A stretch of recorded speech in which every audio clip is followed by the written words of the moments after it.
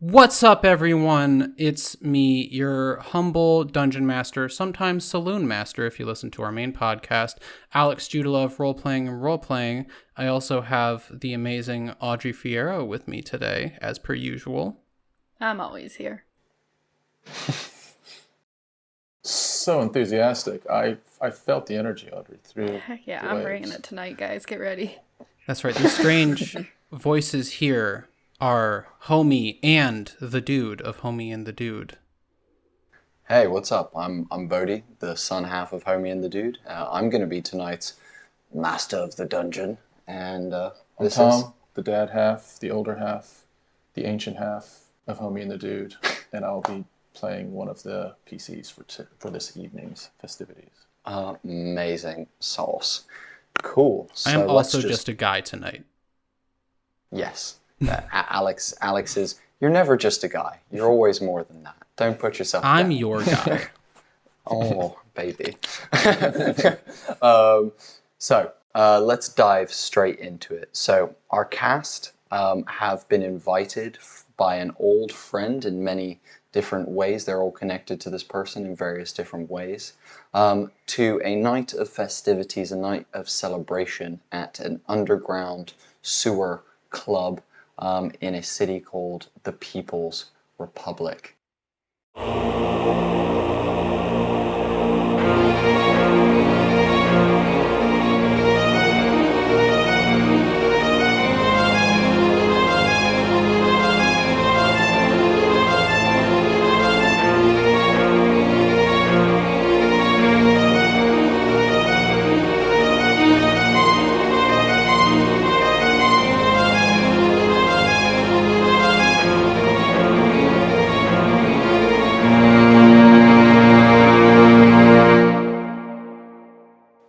Basically, our players have entered this underground club via manhole cover.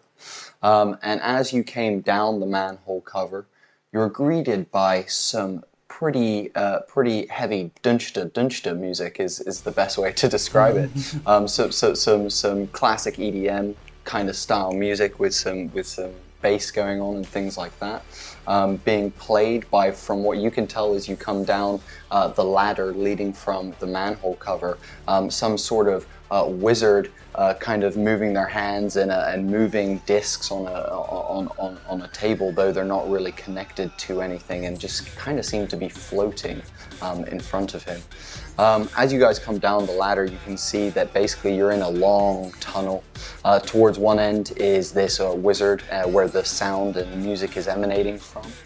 In the center of the room is what I would guess we would class as like the dance floor. You can see a bunch of creatures, people dancing and enjoying themselves. There's like a lower dance floor where everyone's on the ground enjoying themselves, and then there's like a zero gravity dance floor just above it, another layer of people dancing above that.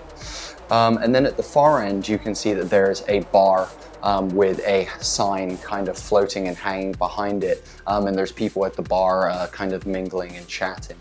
As you guys came down individually, arriving here at this club down the ladder, you're greeted by a bouncer, a large hill giant gentleman who has basically like a almost a 1920s-esque suit on with pinstripes, a white shirt that is buttoned quite low, and you can see his chest hair. He's got like knuckle dusters, one on each hand, one saying city and the other one saying boy on it. And as you arrive, he kind of greets you guys individually as you do, and he's very much like hello, city boy. It is a pleasure to have you here tonight. Don't cause ruckus, we not have any problem. Be safe, have fun. Enjoy yourselves. And from there, I'm sure you guys got into the mix and, tried looking around to find Bobby. And you guys would have found him stood over by the bar. Over by the bar, he is stood with a friend of his who he's also brought along for tonight, who is a white, like dragonborn with like kind of longer scales pointed down, giving him like a goatee-esque kind of look at the bottom, with two black horns that kind of come up past his head and go into points back here. And Bobby, as always, a human, raggedy, hair kind of sweep to one side, a little bit longer. You can see that he's looking a little bit thinner than you guys remember him being, for sure. And as you all kind of arrive, he's like, "Hey guys, it's a pleasure to have you all here. I'm so glad you all made it tonight. Oh my God, it's seeing all of your faces is just a freaking delight." And he turns to Ronald first and goes to shake your hand. Alex, can you please describe your character for us? Hi, I'm playing Ronald Reef. He is a wood elf.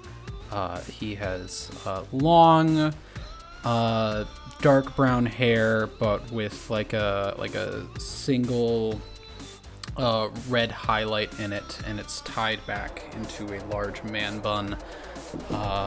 He is trying to grow a goatee, but can't due to certain elvish genes. But he's trying his best. He is wearing what I would describe as a fancy bathrobe. Amazing. Mm-hmm. Is it tied or open? It's tied, but there's enough of a V where it gives you a sneak peek. Nice, amazing, loving it. And hey, Bobby! Hey, what's up, man? I'm so happy to see you, man. It's been too long. He brings you in for old classic clasp and embrace. Oh man, it's so good to see you. And turns quickly to Blaze and says, "Darling, I'm so glad that you made it. I'm so happy. My favorite niece is here. Everybody, this is my niece, Blaze." Audrey, can you please describe your character for us? All right. Blaze is a Zug Tamoy tiefling who's got kind of like this sage green skin, a bit darker green hair that comes up into two big space buns on top, with really long flowing robes that have like a lot of paneling. So every time they move, there's a lot of moving parts to it, a lot of flow. Their clothes are like just all really nice earthy tones. And they're just kind of relaxed, happy to be here, Oh, my niece, you're so amazing. You look wonderful as ever, beautiful.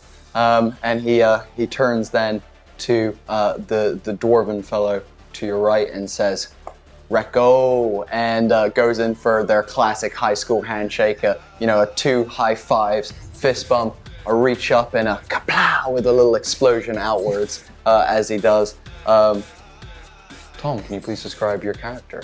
Sure, my name is Ulrich Emberhart. I am a mountain dwarf paladin. People have been calling me Recco since high school, and that's actually when I met Bobby. My physical appearance is, I'm a dwarf, so I'm a little bit shorter, but I'm stocky. And my distinguishing feature is that I have a long silver beard that has what looks like, almost like magical rings that separate the beard into a long mustache, and then a middle section coming down from my chin that is also sectioned off as well. So it has these different like ringlet things. And then I've got a hood over my head.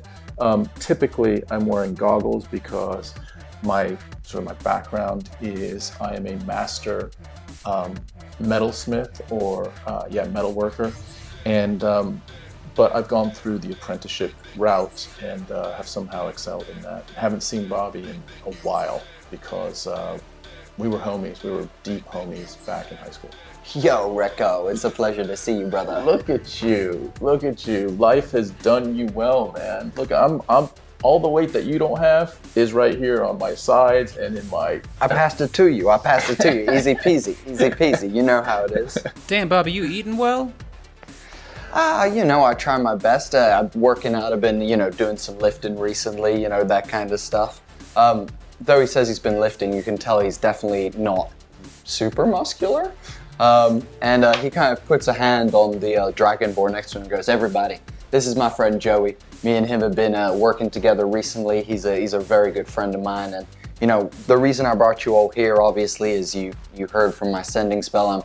I'm here to have all of you, because I've got a lot of big news to share with you guys tonight. But oh my God, they're getting married.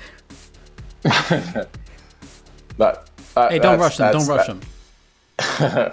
Look, I'm excited to tell you all about it, but let's all get a drink first. I think that's the most important thing. What is news without a drink? Come on now.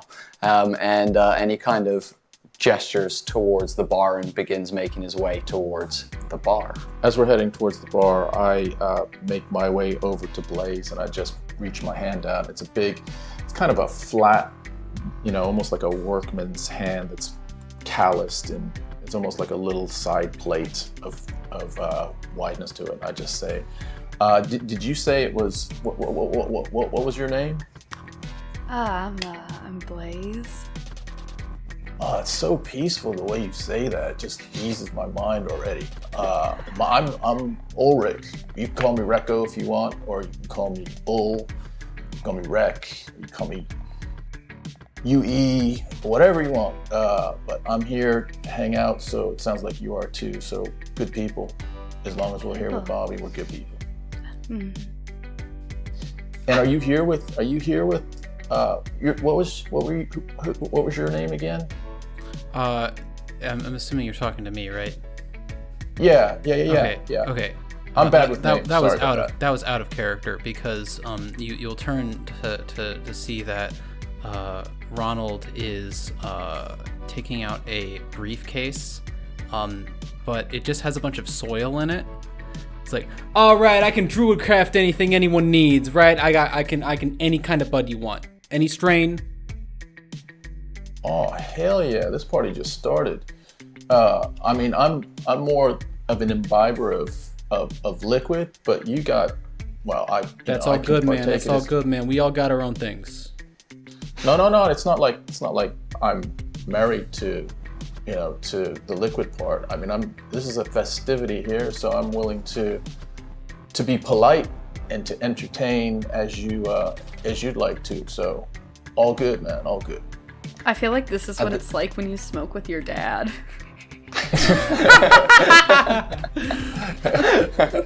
As Bobby kind of arrives at the bar with Joey, you can see Joey really hasn't said much. He's kind of nodded and been kind of smiley with you guys, but hasn't really said much.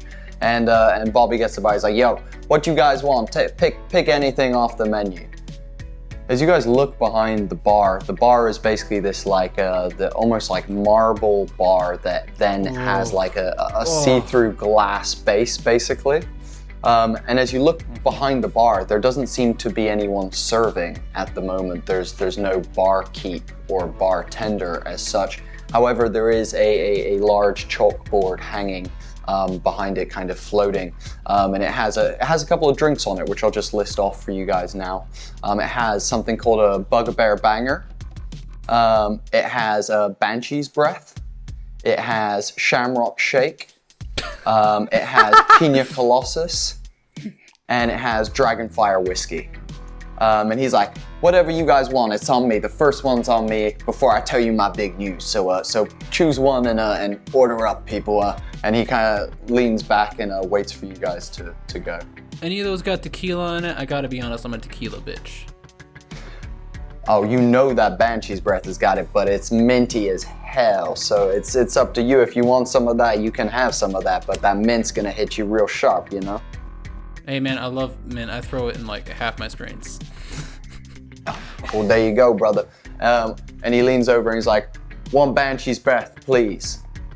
He says it to absolutely nobody, but suddenly you see from behind the bar a glass suddenly levitate up and begin getting moved. You can see that it slides along the bar and suddenly a liquid, thick white gets poured in. Then a bottle of premium, what we would basically call claw mafia whiskey, basically, which is a specific faction here in the city tequila that is made here in the city by this mafia, gets lifted and poured in as well. It then gets shaken violently before you see some wind get blown into it and a lid capped on it very quickly.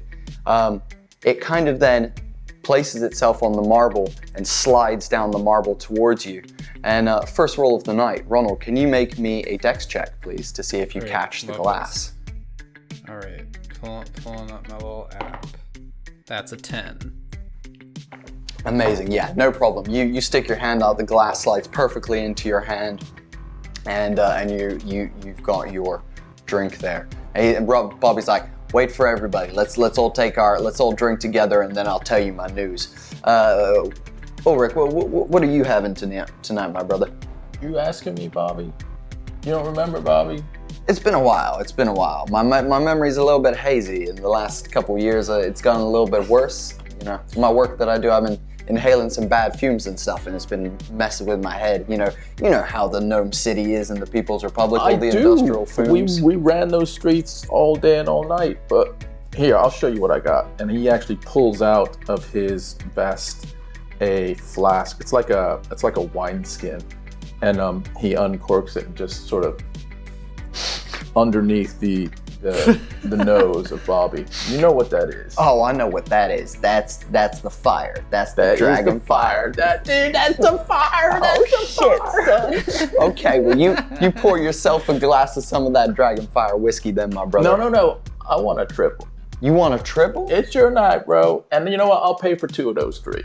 Okay. Damn, son. Okay. I'm on a triple. And you know what? Whatever everyone else gets, can we get a little shorty for everyone else at Dragonfire? If you want, I'm not forcing anything, but if you want, it's on me. Well, see, I don't really like to mix my... Of course I want to do a little... Hell yeah. I knew I liked you, Ronald. Yeah, I'm always down. And you see Joey is like, of course, it sounds perfect. Dragonfire suits me just well. In that moment, I love you. Me.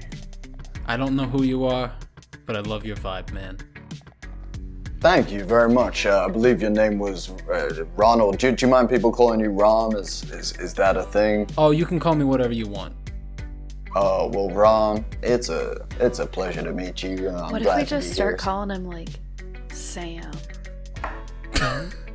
You mean just because it's anything he wants? Yeah, exactly. You know... What do you want to be called? If it's not Ron or Ronald, anything I want. If it's what I want, I want to call you Mr. Bathrobe Man.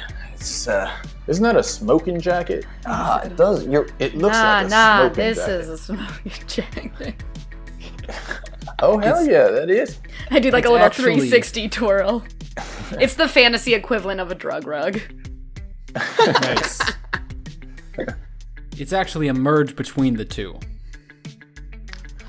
Well, you know what? That's convenient and clever, and I respect a gentleman who thinks of such Comfortable things. And classy. That is exactly what the ladies and the gentlemen and they enjoy. So, that's a good decision. I appreciate the way that you look at things, my brother. At this point, you can see Bobby's... you see Bobby has ordered some Dragonfire whiskey, and while that was all going on, you saw like some shot glasses being made, and some liquor being poured in and being set alight, and there the glasses are basically waiting for you guys with a liquor on fire, basically just kind of crackling, and it's less of like like liquor fire, but more of like wood fire, like there's some like embers like kind of coming off of it and crackling off in different ways. And Bobby looks over at Blaze and is like, "My niece, are you legally able? And forget it. Tonight's the night. What would you like, my niece?" Do they have wings? Do you guys have wings?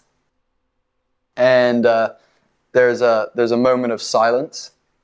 as suddenly a plate gets pulled from underneath the counter. Yes! And suddenly, like, what happens is almost like a sprinkle of dust starts falling on the plate, and as it lands, slowly as the dust begins to pile, it begins to pile in the shape of 4 beautiful buffalo wings coated in gorgeous orange sauce that in the light from the kind of reflective tiles of the sewer that you guys are in just shines and almost has a bit of a glow to it. And he's like, I guess they do wings. Shit, I didn't know they did food here. Can I get a side of ranch too? And every time Blaze talks, like a little bit of smoke comes out, and you guys have no idea where it's coming from. Ranch? No,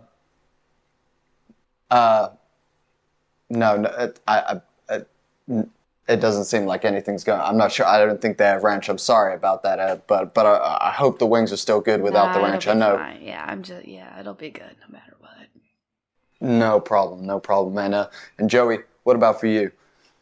I'd like a pina colossus, please, and make it shaky. And with that, you see this beautiful kind of pink liquid get poured into like almost like a tall like a cocktail glass, basically. And as it gets poured in, then a grapefruit appears and is sliced in half quickly in midair, and then squeezed into it. Finally, the last piece that you see that is placed in is what looks like basically a severed finger. You can tell from the size of it that it is likely of a very, very large being. It's bigger than a Goliath's finger, and it's kind of just placed, in there. And he grabs it. Bobby passes out the Dragonfire shots and grabs his drink, and goes, well, to me, I guess. Down the hatch. Hell yeah, to Bobby and to friends. Old friends, new friends, and all friends. Chain. Good parties. Amazing. So what I'm going to quickly do is just describe a couple things for you. So Alex, when you get yours and you open that lid, a sharp scream comes out of the drink, and it's like a kind of ripples outward of your banshee's breath. Fully as jumps. you take a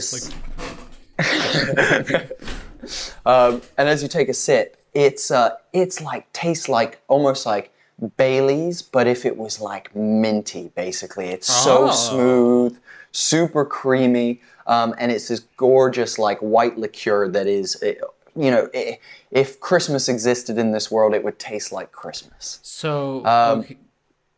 Go on.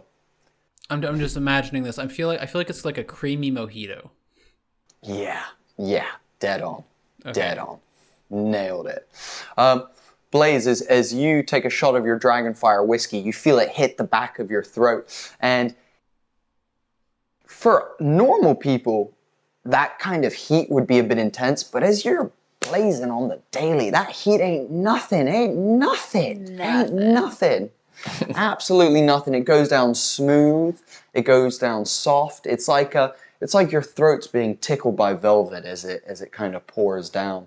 And then, as I imagine, you tuck into one of the wings, you get that kind of counter flavor as you had the smoothness of the Dragonfire, and then you get that zing of that buffalo sauce that kind of just hits beautifully, and it's that vinegary like tang and like pinch to the lips almost. I hope you describing food and drink to us is the entire night. Like between you talking about like the glasses making it all and then the food description, I'm like, this is perfect. This is all this one has to be. Audrey, we have to order food after this. No, we can't. I'm already so hungry. We just had dinner. I apologize so much. What's really annoying is that our normal wing place went out of business. So we don't have any good wings nearby.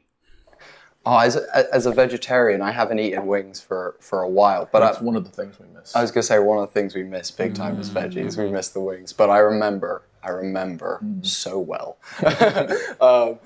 So, as you guys kind of all finish your beverages, Bobby is about to like finish his second one because he ordered himself a Shamrock Shake and then was about to hit the shot of Dragonfire whiskey when suddenly a gentleman bumps into him quite viciously, almost to the point where he almost spills the Dragonfire on the ground, and he's like, "Whoa, man, are you okay?"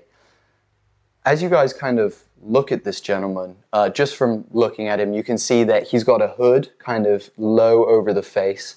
You can see that, this is an underground club. It's fucking hot in here, and he is covered in layers. Like, there's like a cloak with then like some sort of undercoat, and then sort of waistcoat, and then shirt.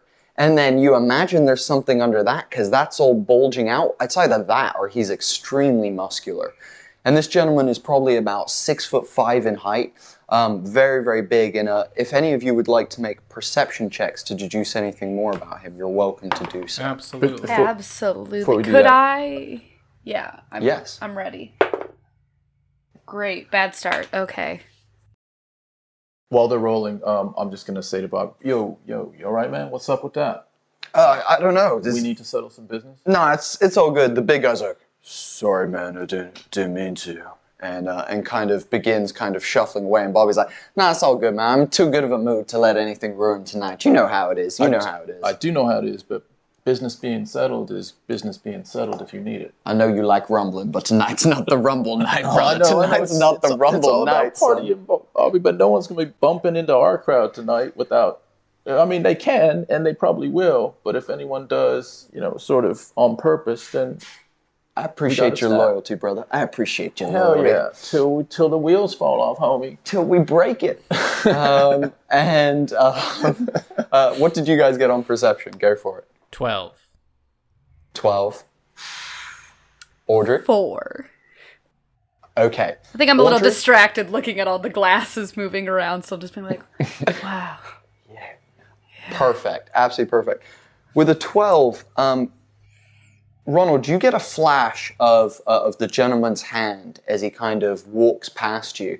And you can see very visibly that he's wearing a glove and that one of the fingers of the glove is almost deflated a little bit and is almost like there's something missing from one of the fingers. And he kind of then mingles his way off into the crowd and disappears off into the crowd, this gentleman. And goes in amongst the people. At this moment, Bobby turns to you guys. He's like, "Right, so the big news. Get ready. I am so excited to tell you. Drum roll. Go. I really need to take a piss. Give me 1 second. I'll be right back, guys. That just hit me real dead on. I'll be right back. Give me 1 second. I just need to take a piss. I am so sorry. I'll tell you the news when I come back. It's that important. You're gonna want to hear it. Just wait. It's all good, man. It's all good. You go do your stuff. Thanks, man. I gotta go drain the main vein. The old sea monster, as it were." And Bobby kind of skirts around the bar, pats Joey on the back as he goes by, and goes around the side of the bar towards where the bathrooms are. You guys are kind of... Yes. Yes. In this case, Sky Monster indeed. And you guys are left standing in a group. Joey's like, "Well, so how do you know Bobby?" and points at Ronald. Well, for one thing, I was his college roommate for like 1 year. Well, 1 semester. Well, a week. I started and then I dropped out of that program. And my whole academic history is a whole mess. But we met that week and we got to know each other. And then I dealt him drugs for like 4 years. And I would still go around and hang out. I was that guy, the guy like that didn't actually go to a school but was just there all the time. Yep. You still in school, Ronald? I actually just graduated. Okay. How old are you now, Ronald? Oh, I'm 420 years old. An appropriate age. That totally makes sense. Respect, man. Respect. I was in college for over 2 centuries. Yeah. If you add it together. I really just did like a year at a time, but like none of the credits ever worked together, and I really, like, I never cared enough. You know, it's como si, como sa, you know how it is. It's neither here nor there. I'm not the sharpest tool in the old, shed? Yeah, it's a shed. It's definitely a shed. Or a box. Or, the shed box, whatever you want to call it. And you said you're Bobby's niece. What are you, is you've come just for this, or are you here to see the People's Republic as well? Huh? What? Sorry. Were you, Yep. Mm-hmm. You alright? Yeah. Blaze, you I'm okay? great. That Yeah. dragonfire alright? Oh, yeah, I'm great. Okay. Oh, I see. You're real good. Real I understand good. now. I love your vibe, Blaze. It's just... I love your vibe. Man, Aw. whose name I can't remember. You Hey, call me Blaze. Recco. Recco. I was thinking Rick. Blaze, Not Rick. Oh, yeah. how do we feel about nachos? I'm thinking we do like a Good thing where we about just do nachos. Listen, like no, appetizer, appetizer, listen, appetizer. Okay, I'm listen. listening. I haven't finished Should I my take wings notes? yet. I haven't finished my wings yet. Okay, Let's get yeah, but some how about I nacho- get nachos? Shh, I'm talking. Okay, I'm sorry. Okay, I haven't finished my wings yet. Let's get Mm-hmm. nachos. Put the rest of my wings on top of the nachos, and then it's Bones like and a all? nacho. It's a little extra crunch. A little extra crunch. All right, I'm okay with that. You know just what nachos That sounds need. delicious. Let's do More that. crunch. You know, if only we had ranch, that would be so good with ranch. It'd be great with So good with ranch. Where can we get ranch around here? So, as you guys are having this conversation, you see this like kind of middle-aged tiefling kind of come over to you guys, and they are clearly like vibing. They're doing, you know, a bit of the the liquid pop kind of dancing. You know, they're kind of moving, and they come over and they kind of like see you guys, and they kind of like try and join the group, and then they're like, hey, dance off! Let's have a dance off! You're And, fucking on. And starts kind of going, and they start their first kind of move, and they kind of do a little bit of this, a little bit of that, and they kind of do some like big fish, little fish, cardboard box kind of movements, and then a little twirl, a little pizzazz, and they go, over to you. Anyone who's involved in the dance-off, please feel free to make performance checks. Can And we talk about it? if you describe your dance, I was going to say you may receive a bonus dependent on the description. Oh, are you... Ronald? Go with it. Go with it. I mean, I'm happy to go with it. Should we go with it as a group? I mean, we doing this? Huh? What? Yeah. I'm down for whatever. Are we going on a united front? All right. Ulrich, you go low. Blaze, you go mid. I'll go high. Hell yeah. Wait, but Jerry I'm kind already of steps high. back to let you guys do your thing. So Ulrich, because Ulrich is a dwarf, he doesn't do anything. He's just low, and steps forward along with what seems like a group presentation. And do I need to roll for a performance? I'll make as you guys are all doing it as a group. You can roll performance, and we'll make it a group check. We'll make it a group check. Okay. What are the other two of you doing as Ulrich kind of steps forward and low and kind of strikes a pose? Blaze immediately forgets what the plan was.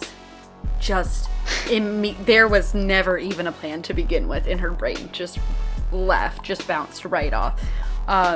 So as the music goes, I think she's kind of just gonna like feel it out. Definitely lots of like flow, not really dancing, kind of just like moving around her arms and swaying and like twirling a bit and watching all of her robes kind of like flay out. Amazing, incredible. Not at you can all like in sync with the song either. You can have a +5 to your roll. That's awesome. Alex, what's Ronald doing during this dance? Ronald is going to step on top of like a chair or something, and then he's gonna do like the classic old school dance, like, you know, the one where you're like, ooh yeah. But every time he like throws his hand up or something like that, he druid crafts some flower petals that shoot out. Nice. That's kick ass. You could also have a +5. That is kick ass. Cool. All of you guys roll your performance checks versus this lady. Go ahead. Whoosh. That's about right though. What about the rest? What did you guys roll? With the +5, I got a 14. Hey. With the +5, I got a 7. Wait, no, I got a 6 because I have a -1. Recco. Do I have anything with? Did I get any points? You just didn't. So I got a 4. You're a 4. Amazing. Incredible. You can see that she is definitely a little bit perplexed at what just happened. She's like, okay, I feel that. And she then goes, okay, back to me. And she kind of like pulls it back as if she's gonna take it, kind of passes it round like it's a wave through her arms, and then kind of like does it like round the head, down the body, and then through back to you guys. And one more round, guys. Ulrich, what are you doing this round? So this round, as things are loosening up, Ulrich does his go-to, which is kind of like a Russian Cossack dance. So he's just kind of holds his arms in front of him and starts kicking his legs forward, sort of from sort of standing to straight in front of him, and he starts doing that faster and faster and faster until there's almost sparks that are landing as he's doing it. He's doing it and he's moving his head back and forth, and because he's done this before. This is his like, when he needs to break it out, he's already gone from 0 to 100, so he's there. Beautiful, +5. That's sick. That's super sick. Blaze, after twirling and almost being, you know, the tree in the child's pantomime, what's this round of dance looking like for you?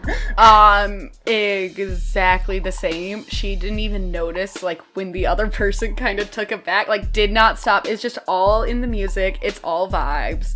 Like full Stevie Nicks twirling around and kind of like twirling around Rocco, kind of like dancing with him, but also we're doing very different styles of dancing, so it's kind of more just like dancing around him. And Perfect. You guys had noticed kind of standing next to her, but now that, you know, she's moving around a lot, every single time her robes move, there's just a nice wave of a nice earthy, smoky kind of smell. Amazing. Do you know what? I love it so much. You're so in keeping with character.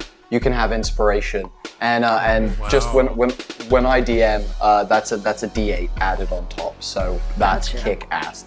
That's awesome. I love how consistent that character is. I love the Stevie Nicks reference. That's I can picture that so good. Ronald, what's your move this time? Ron does the splits, and right after he does it, he flips his head back, pulling the scrunchie out, making his long hair. Oh, like the Prince Charming to end on a bang. Cool. Yeah. Okay. Audrey +5, and Ronald, you can roll with advantage. Go for it, guys. I'm rolling with a different d20 this time. Oh, okay. +1. Yeah, and then +2. Ooh. I got 21. Hell yeah. I got a 19. I got a 12 +5 -1. 16. Amazing. You guys absolutely crush it. This time, as you guys go, though you're all doing different things, the combination of all of them, you have Recco kind of popping and doing his legs and creating the sparks. You have Blaze twirling round and kind of creating the smoke around Recco. And then you have Ronald kind of do the splits in front of them, whip the hair back, and you have this gorgeous like Prince Charming kind of moment with the hair kind of like flowing up in the air. And you guys catch the eyes of some of the people kind of around you, and you get like a cheer. People are like, oh yeah, kick ass, that's awesome, wow, look at them go. The lady is like, I admit defeat, that was absolutely amazing. You guys are incredible. I'll see you guys out on the dance floor. And you see her kind of like shimmy her way kind of away and kind of works her way back into the crowd. At this point, Joey kind of steps forward to you guys and is like, yo, that was incredible. God damn, I can't move like that. I've got like iron joints for me, you know, they need a little bit of greasing. And he does like a little bit of like the robot, just a little bit in front of you guys. He's like, hence why I kind of took a back seat there. It was an automatic vibe, wasn't it? I don't know if it's... Ron's giving up business cards. Amazing. You want to be cool like me, you gotta smoke. Remember, cool people do drugs. Anyway. There are a couple of people who are like, yeah, definitely. Yeah, that makes sense. Definitely. Oh, look at the filigree on this bitch. Oh my God. You know, people are definitely vibing with your business cards for sure. This is definitely in the environment to be handing those out. Joey kind of looks at you guys. He's like, yo, Bobby said he was going for I think he said a piss, and he's not come back from the bathroom yet. I got a piss too. I'll go check on him. Well, okay, are you sure that he's not just, like, said he did a piss, but he's actually doing a poop? Because his poops are, like, infamously long. I know, we shared a bathroom.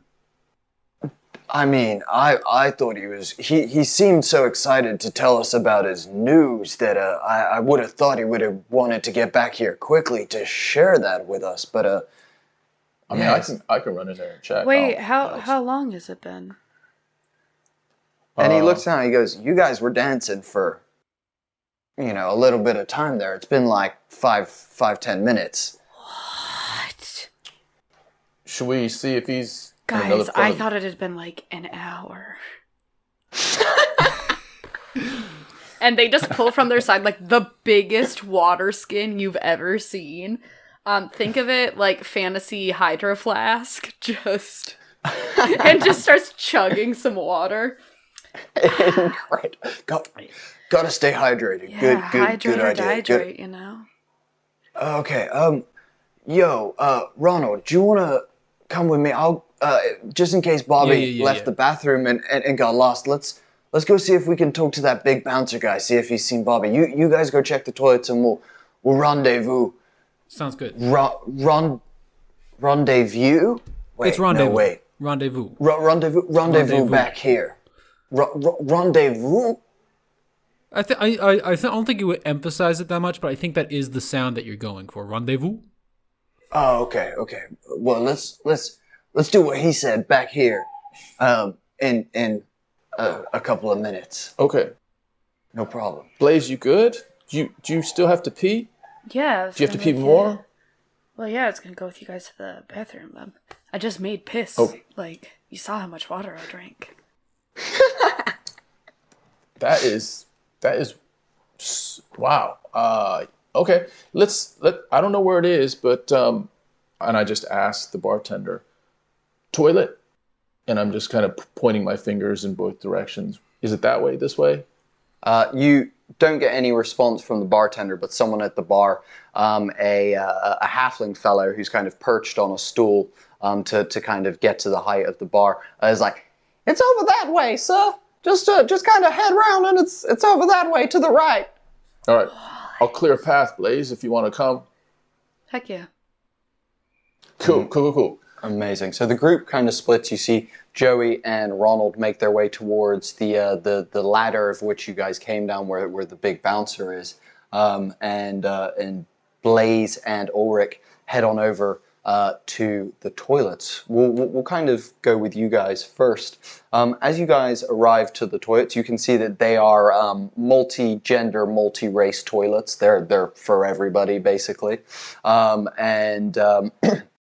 As you guys go in, you can see that one person kind of comes out the stall, an elf girl, basically, with like short buzzed gray hair, tattoos like on the neck. They've got like spiked knee pads on, a cute little like a boob tube, like leather boob tube, basically. Careful. Yeah, you can just say that they're hot. It's okay.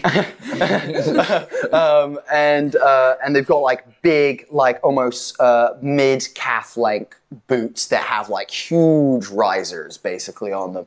And they come out and they're like, woo! Don't go in there. And kind of makes their way over to the sink and begins washing their hands. Blaze is going to sink. immediately go up to them. Amazing. I just want to say I love your outfit.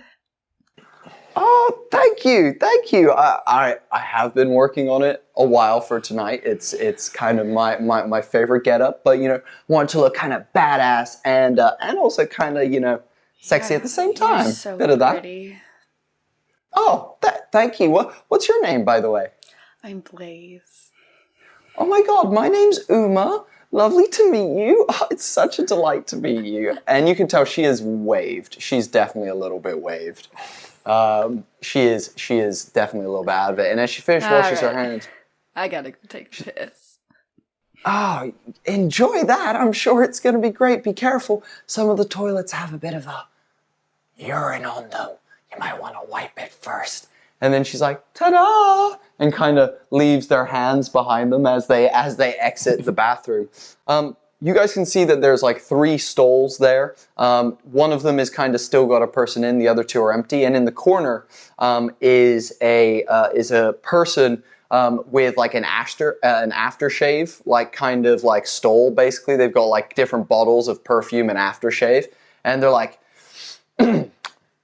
Howdy doodly, you want some of my premium scents? You 2 look like you could do with some good ass smells tonight. I might do, but have you seen, well, my friend, can I just say, Bobby, you in here? You get no response. Okay, so I describe Bobby to this person and say, have you seen, he's my buddy, and I thought he came in here and he's been missing for a while, so we're just trying to track old Bobby down. Can you please make a persuasion check for me? While that's happening, I went into a stall and took the loudest, longest piss you have ever heard. It sounded like I was frying chicken. like a freaking bucket is being dumped in a toilet. It's like it goes on for just long enough that you're like, is this a joke? Amazing. And he's like, damn, that person's peeing real loud. I'm struggling to hear you over the sound of that piss. But let me just think about the person you described. What did you roll? I rolled a 14, and as I'm doing that, I'm sauntering over to the urinals, and there's a couple urinals there, and there's one person on the end, and so I go to the other end for a second, and then I choose to go right next to him for a reason that I'm not sure of, but I can see how awkward that makes them feel. How dare you? And I start peeing, but I'm still looking over. So yeah, any sign of him?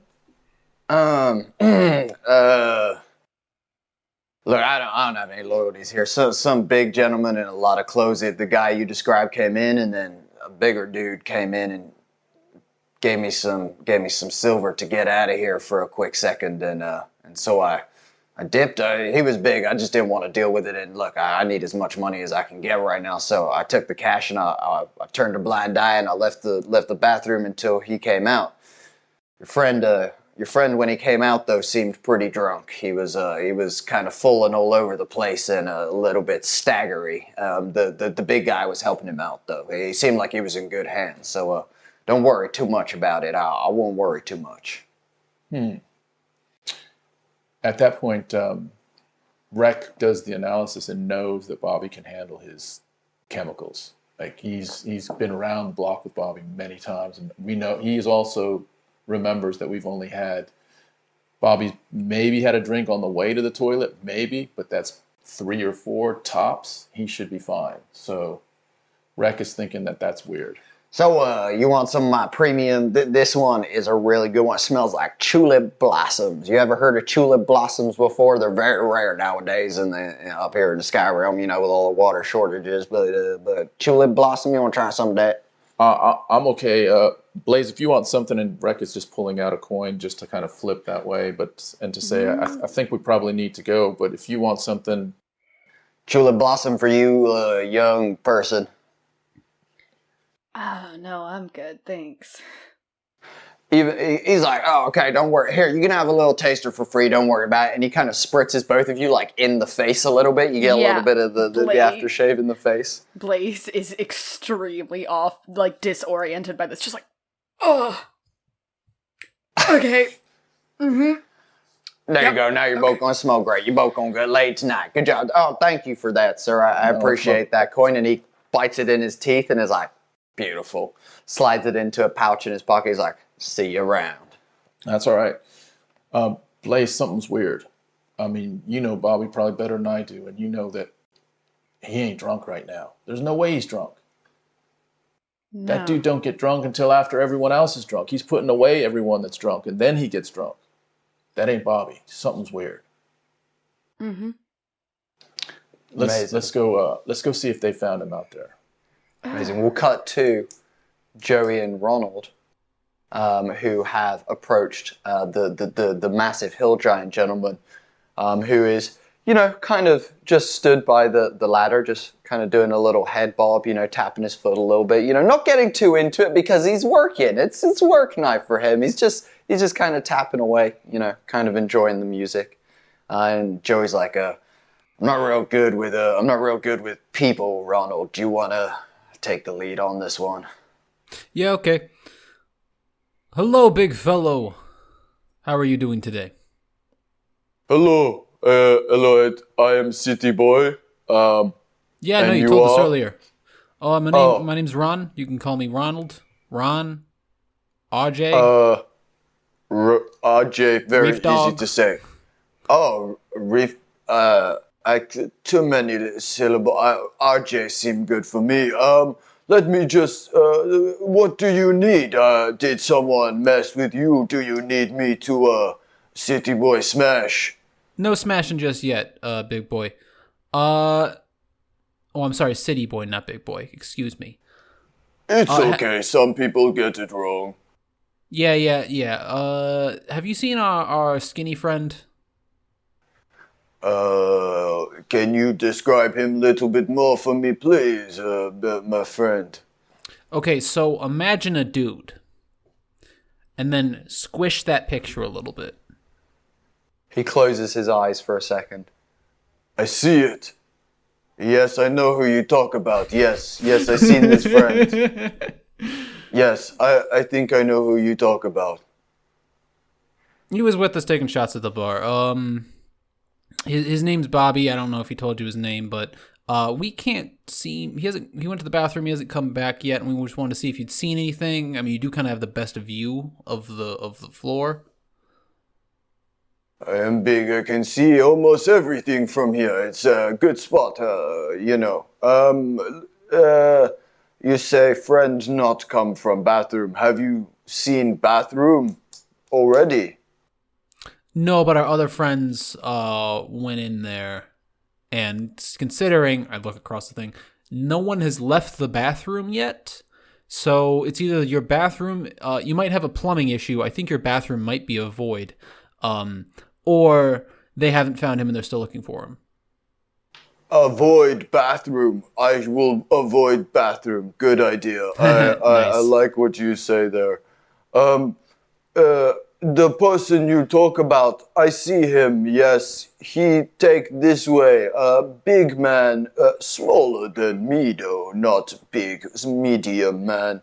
Kind of walk. He has a big cape on and he kind of carrying friend. Your friend seem, I don't know word, but silly. And big man help him Impossible. carry. Why impossible? I see.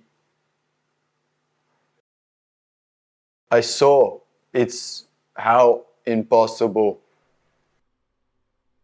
Ronald looks down, very worried, having seen what Bobby can put into his body without a second thought, without any reaction.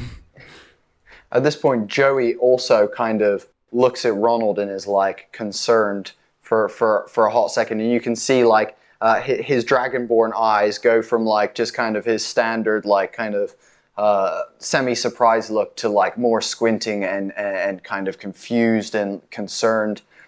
City Boy's like, He went down tunnel by Music Man to sewers.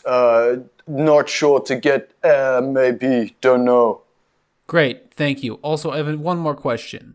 Where does Yes. the bar get the fingers from for those drinks? Oh, I'm mainly just curious well. about that. I saw a guy with a missing finger earlier, and I just, like, I don't think it's connected. It'd be weird if it was, because I feel like that's a felony. Many not safe legal things down here. Yeah, but, like, where's the line? Like, you know, like, I deal marijuana and shrooms, but I don't deal heroin because that'll fuck a guy up, you know? Like, I have a line. I'm illegal, but I have a line. Do you guys have a line? Well, I think drink you talk about is Storm Giant Finger. We have Okay. yes. I think they have box under bar. I don't know. I ordered one once. Saw finger. Remind me of friend. Didn't want to drink anymore. I don't know why anyone would want to drink a drink with... No, Joey was the one who had the drink, right? Yeah, Joey's like, it's just got this real fruity flavor to it, and then the after tang I is a bit feel like nasty. they can do that without the finger. It seems like an unnecessary addition. Look, man, I'm here just ordering the drinks, but I gotta tend to agree with you. You know, the finger does seem a little bit unnecessary, and you see that he puts the finger that he still had in his hand after drinking the drink into like his pocket, and is like, yeah, definitely unnecessary. Weird that anyone would want that. You know what? You do you. I bet they're maybe they're ethically sourced fingers. I hope so. And City Boy is like, I don't think so. Are they at least non-GMO? What is GMO? I'll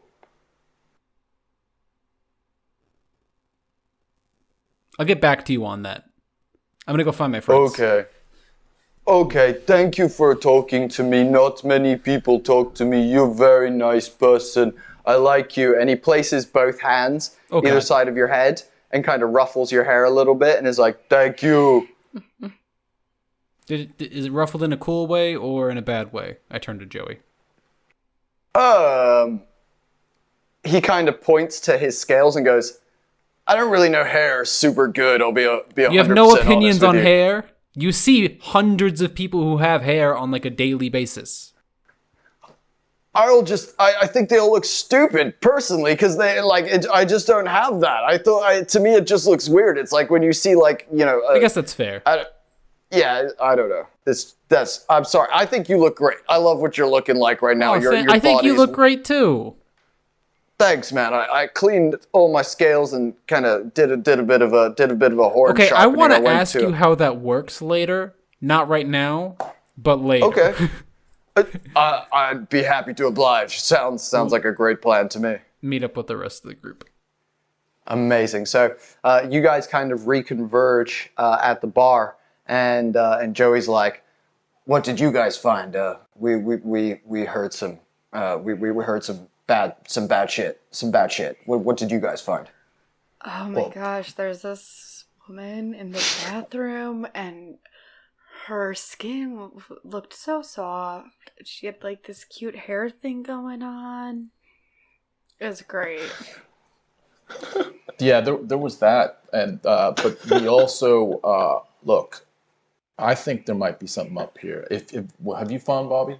We didn't find Bobby. He did most of the talking. Ronald, go for it. Okay, we think we know where he went. We think he left the bar with a big dude. We heard about the big dude too, but we also heard that Bobby wasn't right. That Yeah, Bobby was... I heard like he was like silly or something, which doesn't make any fucking sense. Like they would have had to like put what's the big Like a horse animal in this tranquilizer. world? Like a There's horse horses in the tranquilizer or sky. Oh yeah, dude. Dude, when the Great Split happened, a few of them got pulled up, and it's typically for the Western Belt Islands. The wild lands are a bit more full of those than the city. You're not going to see many of them here in the city, but yeah. tranquilizer for maybe a I think I horse. got him a horse tranquilizer once and he was fine. I think it would take something more like an elephant tranquilizer. Oh shit! I've only known Bobby for like a year, and we've not been partying super hard. He's been working really hard and stuff. So that's pretty surprising. He did look very frail. Can we talk and walk? We could talk and walk. What We could direction? talk and walk. Yeah. This way towards sewer, past Music Man is I think what I heard, word for word actually. That seems dead on from what the guy said. Which way is that? And Joey kind of points. Basically, you can see that where the wizard or magical person is kind of creating the sounds from. Next to it is like a small archway cut into the wall, basically, and you can see that it's a tunnel leading out of this main larger tunnel that the club is in, leading down. And you can see that it's pretty dark as it kind of goes in there. Not many people are kind of stood around there, and it seems just pretty dark, basically.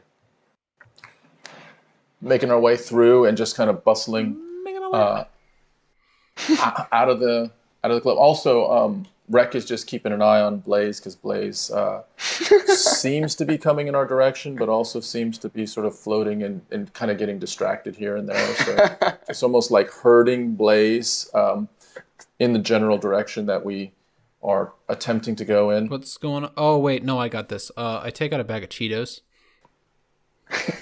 Hey Blaze. I shake the bag to draw your attention towards the Cheetos. Oh shit, are you sharing? Yeah. Oh, thanks, Come on, follow me. man. We'll walk and snack. Okay. As you guys are walking, Joey kind of pulls up the rear, and as you guys get to the tunnel, you can make perception checks if you want to see what's down there. Absolutely. Go for it. Yeah. It's pretty dark as far as you guys can tell from just your obvious look, but for some deeper looks, a 4, I said 24. 24. Oh shit, son! I rolled a 4.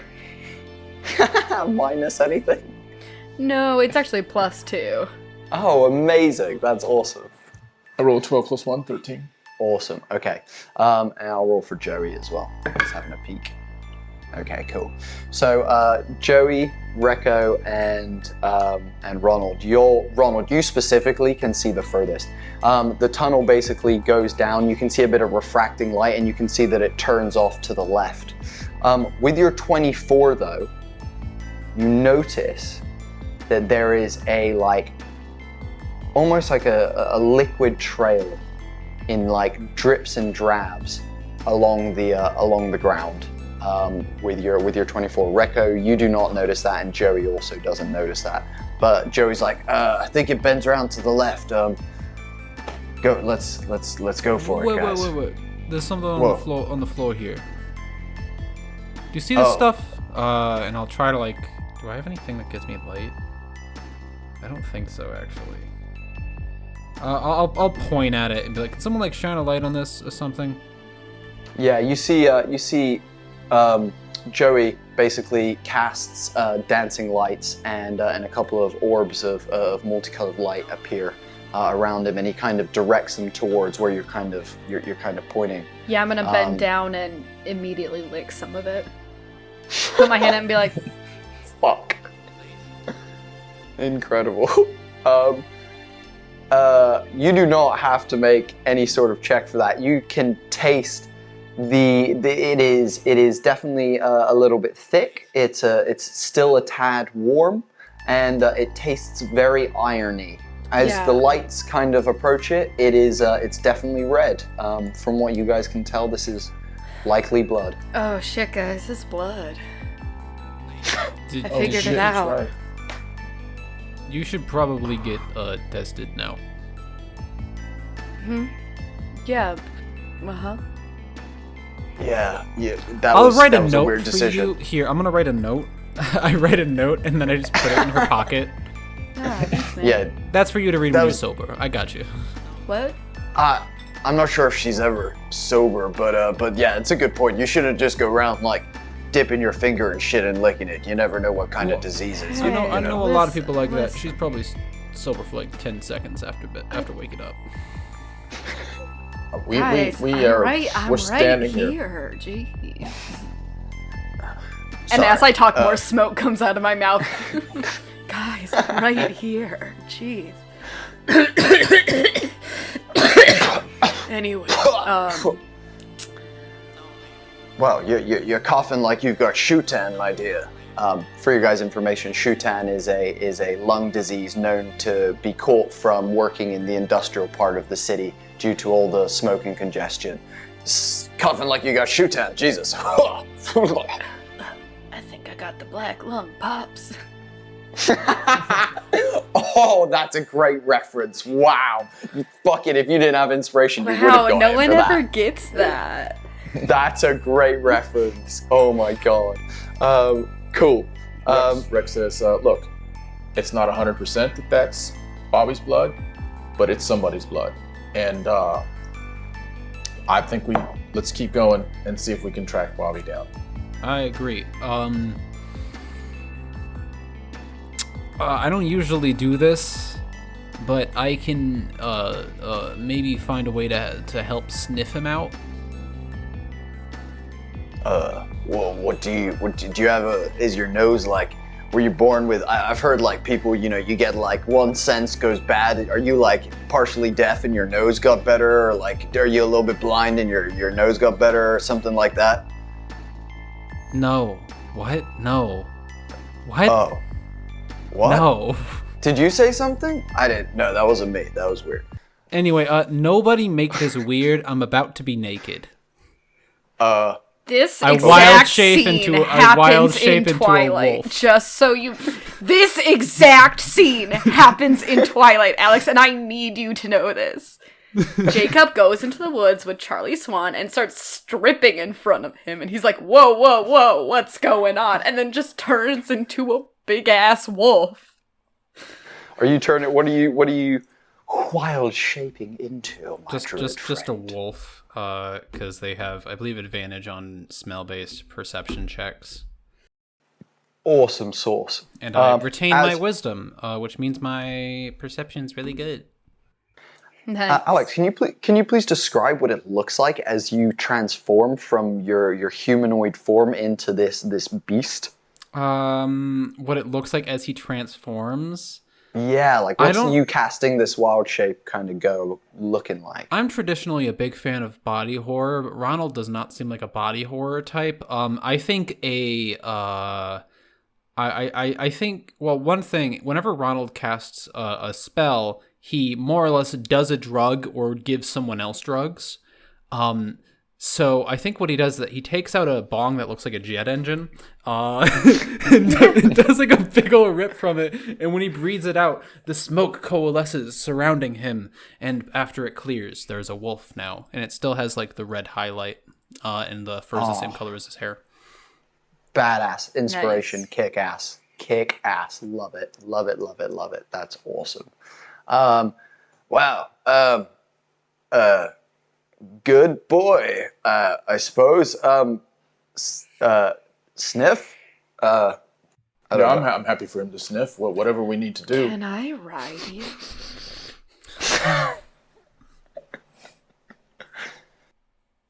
That's a good question. Can you talk? I don't think you can as a wolf. Can you? I was gonna say. Look at me. No, I believe in us. We can do this. Are you ready? And I'm just gonna like look really intently into his eyes and kind of hold his face and just be like, "Can I ride you?" And just search for any recognition in his eyes of a yes or no. You can make an insight, and if you want to do deception, you're welcome to. Or if you want to just let her find out, go for it. I'm a medium animal, please note. I got a 1.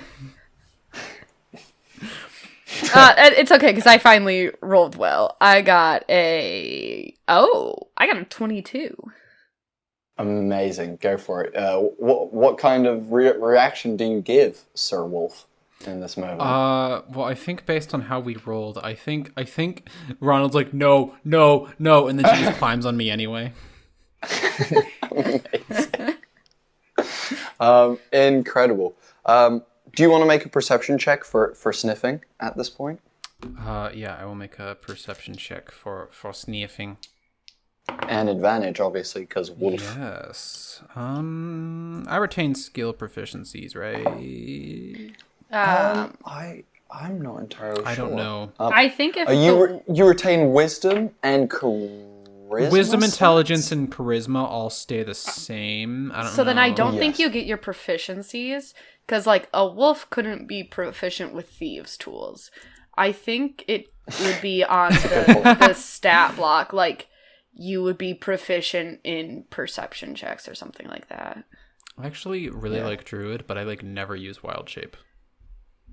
Wow, imagine. Okay. Well, I'll just use my wisdom then, because that's still like a 21. Amazing. So with a 21, Oh wait, they do have proficiency. I'll add the wolf proficiency bonus, so that's a 23. 23 with a 23, 100% you can smell that the blood definitely is like blood. That's very clear to you. The blood is blood. You can also tell that it's likely Bobby's, as you actually pick up his classic musty scent that you used to smell when he would be next to you in the dorm room. Typically the fart smell that you would smell of his, a fear fart maybe of some sorts, and you definitely get that kind of that butt toot kind of smell. You can also smell, however, you can smell a couple of other things. The other things that you can smell is obviously you're down in sewers, so it just doesn't smell super great anyway. However, you are also able to smell when the man with the black cloak and the big man kind of bumped past. At the time you didn't really notice it, but now as a wolf that smell is coming back to you, and it was like almost like damp, like damp kind of smell. And you definitely can smell that again. Furthermore, you can smell BO, like heavy BO as well, as if there's something maybe just around the corner. Makes sense. Cool. I will continue on and go around the corner. Amazing.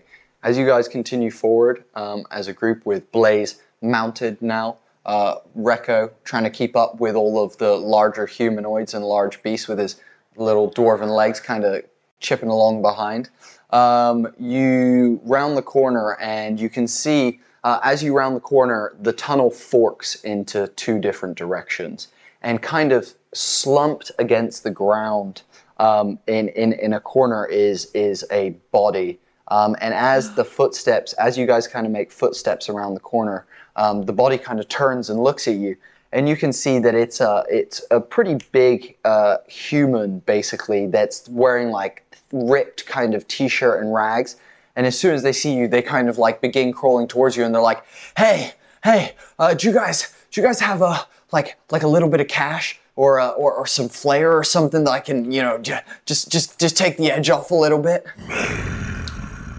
Oh God, Jesus! Oh, whoa! That's a big dog there you got, lady. He's just a baby with his fluffy little ears. Oh, so soft. I wouldn't want to stroke him like that. Hey. No, he's cool. He's with us. Dude, you're okay. You're fine. You sure? Yeah. I reach into my pocket and I pull out a copper something or other, and I just hand it to him. And Thanks, man. Thanks. No problem. You got any more, man? This is going to get me close to something to take the edge off, but it's not going to help him out. Anyone else got any spare change on you? Yeah. I might. Let me just check my. Hey, hang on one second.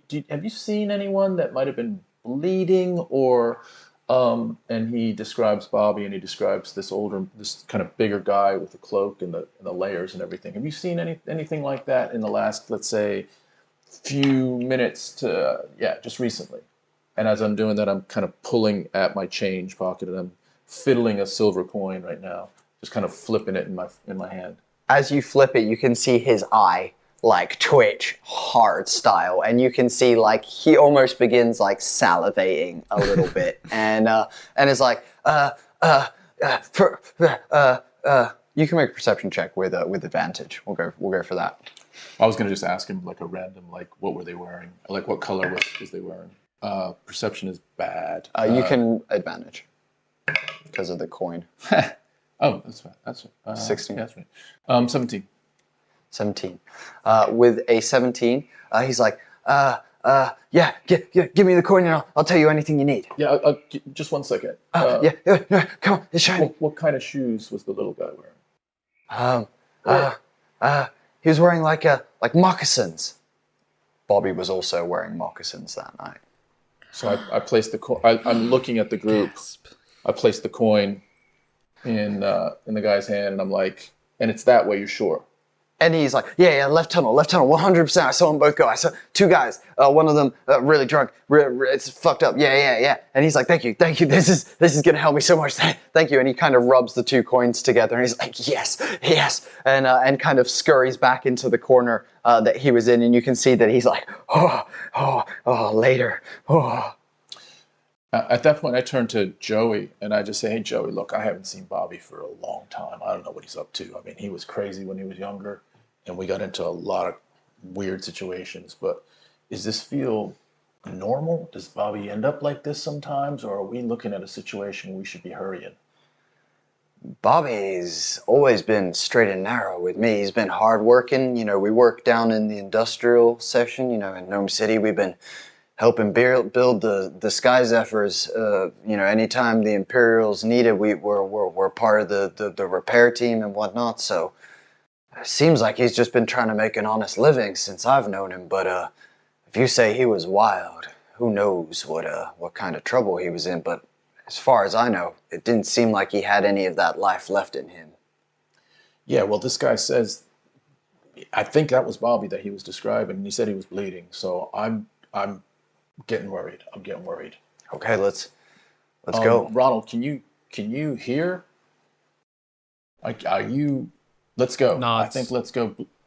Yeah, Blaze, can you hang on tight, grab on to some tufts right there, and I think we're gonna walk a little bit faster, maybe even run and see if we come up against anything, we'll see what happens there. But I think we need to be. Is that cool? Yeah, it's Tony, cool. Joey, that's cool. I'm glad about that. Just forward. Do you know this place at all? Should you be leading, or should we be? Does it matter? I've only been here once before when I was really young, but I never came down this way. Yes. I have a question, DM. I've got Yes. the urchin background. The feature of the urchin background is city secrets. You know how to find secret passageways and shortcuts through cities. You and your party can travel twice as fast through cities while not in combat. Would this apply to this instance? 100%. Nailed it. Two things are beautifully done. 2 things. You guys go and you start picking up pace. And as you guys go down the left tunnel, with your 23 perception check, Ronald, you are able to hear off in the distance a faint groaning, and as you guys pick up pace and are kind of bounding and jogging down this tunnel at a good pace, you can see at the end of the tunnel there's an archway basically, and you can see some light shining through that archway. And Ronald, you know that the noise is 100% coming from there. I stop, turn towards the archway, and bark. Amazing. That way? Does that mean that way? That means that way. That means that way. Let's go. Joey, let's Full go. wolf, Let's keep up.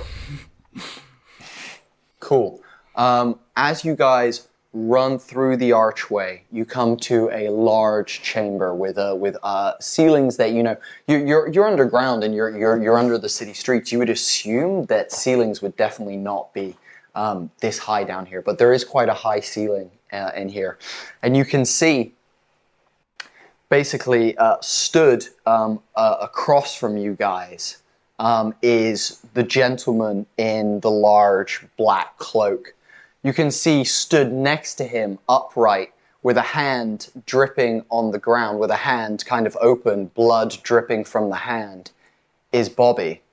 And as this happens, you guys step in, and suddenly behind you, you hear shukukunk, shukunk. Joey shuts the gate behind you guys. turns the key. It's a trap!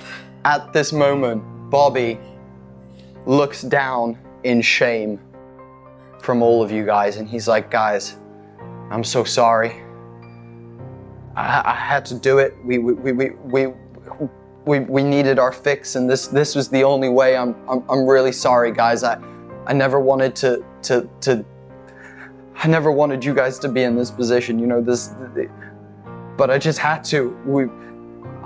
I'm fucking sorry. And then he looks to the gentleman in the black cloak, and this gentleman raises his hands. You can see the finger missing now completely, as almost purplish gray hands raise up and remove the hood. What you see underneath is a gentleman with a smooth top of the skull. However, you can see on one side there is almost like a hole in the side of their head, and you can see a pulsating, like almost glowing blue brain. As you guys kind of pan down from the top of the head, you can see dark eyes and a squid face. Bobby looks to him and he goes, the deal is done. Have your prey and get us our flayer and we'll get out of here. The creature speaks to you all in your minds and says, that was the deal. But now that you're all here, you're all mine. He grabs Bobby instantly, pulls him underneath his tentacles, and the tentacles begin wrapping around Bobby's head, and you see a beak appear from beneath the tentacles, crack into Bobby's skull, and begin sucking away. Bobby starts screaming. Can you all please roll initiative? Woohoo. I love that this whole time I've been rolling such dog shit perception. My passive perception is an 18, and I don't think I've rolled above a 4. Oh! Okay, sorry, that was really loud. I got very excited. Okay. 20 to 25, anyone? 25 to 20? 23. Hey, Blaze first. 20 to 15? Brutal. Also, 1 second, I need to roll for Joey as well. There we go. Cool. And 15 to 10? I got 10. 12. I got a 12. 12. Okay, so Rec. And then Joey. And then last but not least is Ronald. First up in initiative is Blaze. You're really harshing my vibe, man. Amazing. You're about, by the way, about 40 feet away from this 40 creature. feet? That's nothing. Yeah. I'm there. And you know what? I'm gonna do what monks do best. I'm gonna hit him. Hopefully.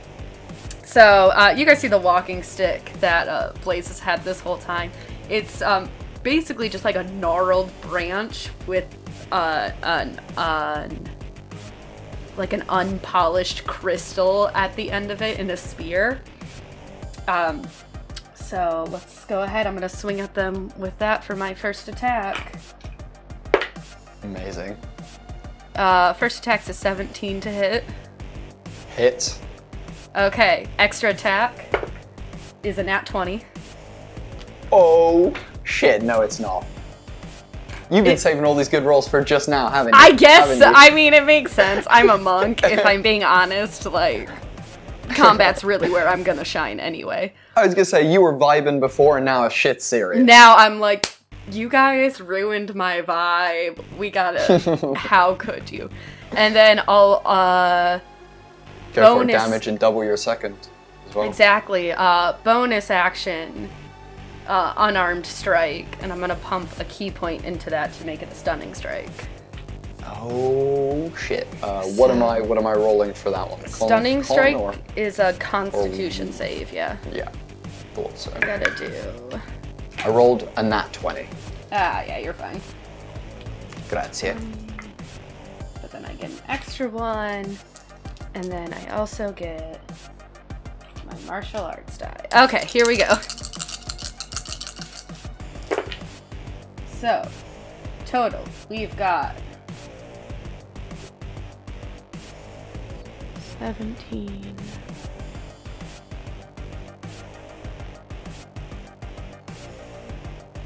Uh, 26 points of damage total. Amazing. Do Holy shit. do I need to break down damage types at all? Let's have a little look. See. No, you don't. Unless they're magical. I do have I don't know if it's considered magical or not. I'm gonna guess no. But for The key pointed one. no, not my key pointed one. Crap, where do I have it written down? Because I'm let me double check that I have it at this level. But I think that because I'm a Way of the Ascendant Dragon Monk, my my unarmed strikes, I can change the damage type from bludgeoning into acid, cold, fire, or lightning. And I guess it's still not magical, but I would pick fire damage because it's blaze, her hands would light up. Again, not like on fire, but kind of that ember glowing kind of heat. Like Delson Rowe from Infamous Second Son. Sure, yeah. I don't know. That's that not record, one I've done, yeah. Sounds kick-ass. It's almost like your hands are like molten, like almost like heated metal. Yeah, Boom, exactly. So as you run in, you take a beautiful first step, and you're practiced at this. You've been doing this for a while. So you swing with your staff. How many hits were with the staff, and which one was unarmed? So it was 2 with the staff. So it was one unarmed. I think I did 1 jab with this just like rugged crystal, and then kind of swung it up and hit him in the head.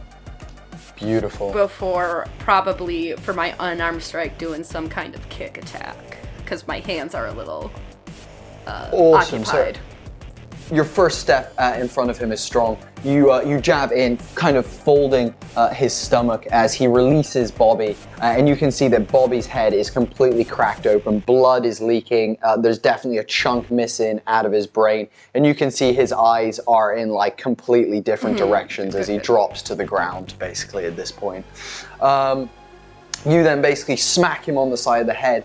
And can you roll a 1d4, please, as you hit him on the side of the head where he's got his crack in the side of his head, this creature. I rolled a 4. Amazing. So an extra 4 points of bludgeoning to that. Oh, beautiful. And then as he kind of takes a stagger back, you perform a beautiful teep front kick to the abdomen again. This time it wins the creature, and you can hear a gasp in your minds. Though you can see the beak and like the tentacles kind of flay up and the beak open. You don't hear any noise come out of the mouth, but you hear it in your minds. This kind of noise, basically. Man, I love this episode of Doctor Who. Cool. Next up is Rekko. Rekko, when he sees this creature do that to Bobby, just yells out, "You motherfuckers! You're killing Bobby!" And he sees the beak go into Bobby's head, and he's just like in complete and utter, shock and adrenaline, and looking around, and he pulls out his battle axe, and he takes a step towards this creature, but he also sees that Blaze has attacked that way, so he then pivots on that step and turns around to Joey and just takes a full swing to Joey, and he's just like, "You motherfuckers have killed my friend!" And at that point, he swings with all his might this battle axe, but he's gonna set Hunter's Mark. And then he is also going to cast a spell, Divine Smite. So Hunter's Mark is 1d6. Yep. And then I'm going to do a second level Divine Smite, which is 3d8. Yes, it is. And also I have an extra attack. You do. Can I ask you a question? Yes. On my extra attack, can I, if I have spell slots, can I run Divine Smite again? I believe so, because it's on any melee hit. So as Whenever long as you hit, yeah. Yeah, as long as you hit, you can do your Divine Smite. All right, let's roll. Go for it. Come on, baby.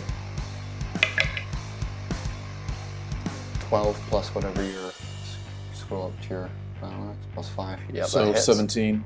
That hits. Okay, so 17. I'll use a second level. Roll the second one, and then we'll just do all your damage at once.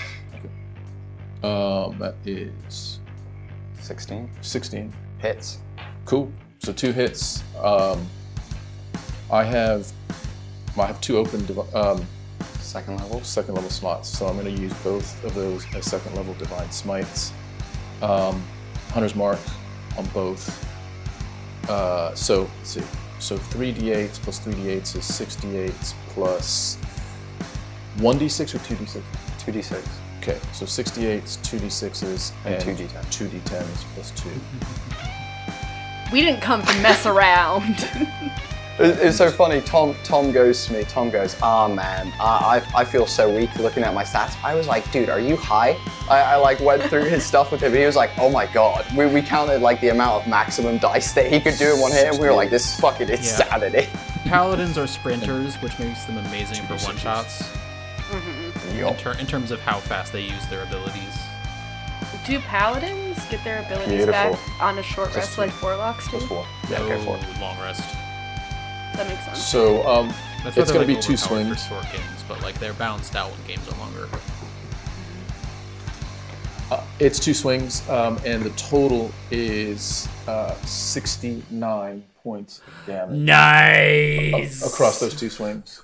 69 points of damage. And this is specifically at Bobby. this motherfucker. No, at Joey. Joey. At Joey, sorry. Yeah. My apologies. He That was deserves it. in on the whole thing, that lured us out here, that locked the gates behind us, and is part of this whole conspiracy.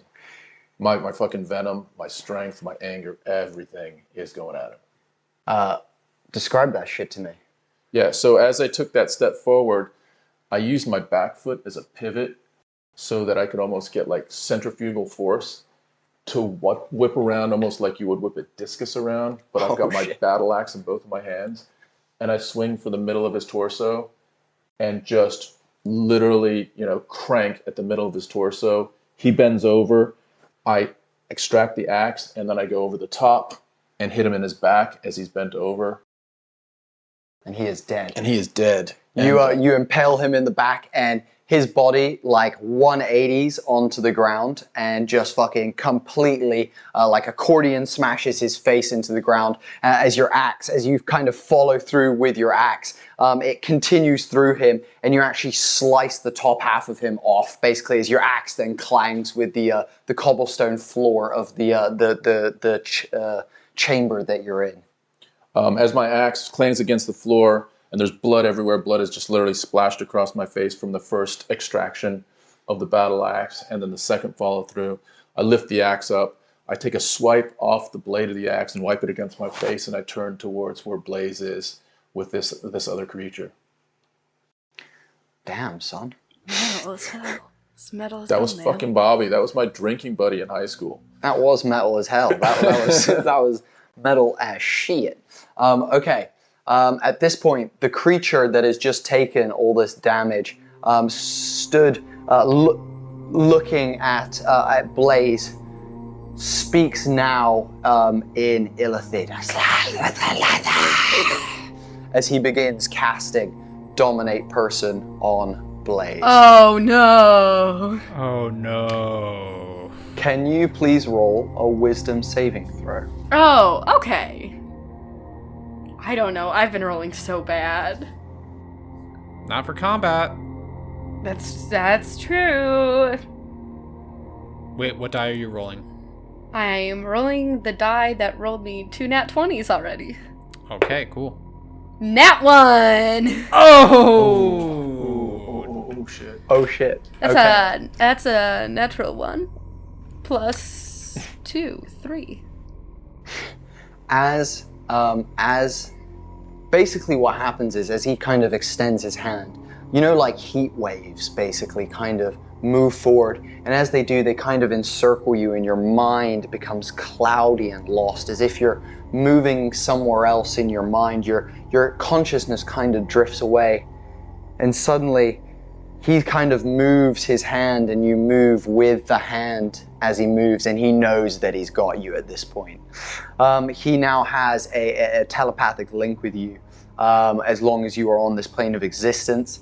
He can use a telepathic link to issue commands to you while you are conscious, no action required, which you have to do the best of your ability to obey.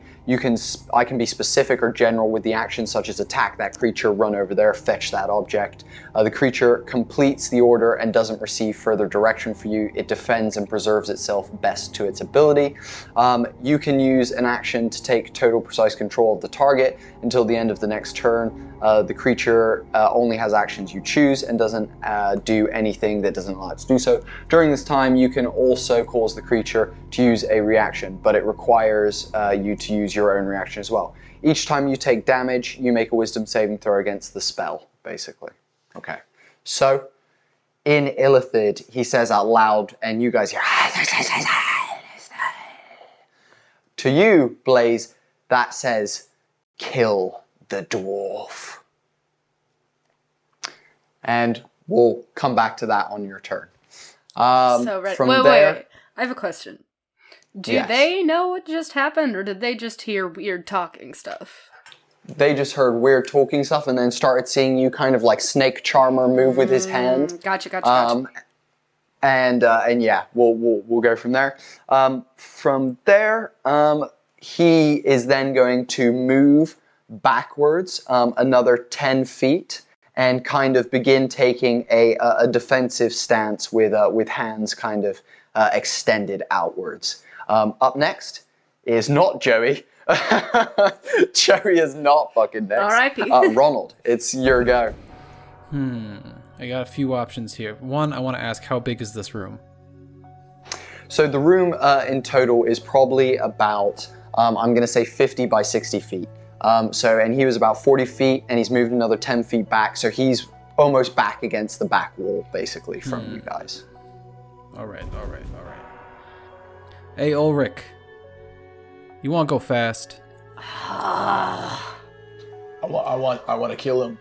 Yeah, if it means fast, let's go.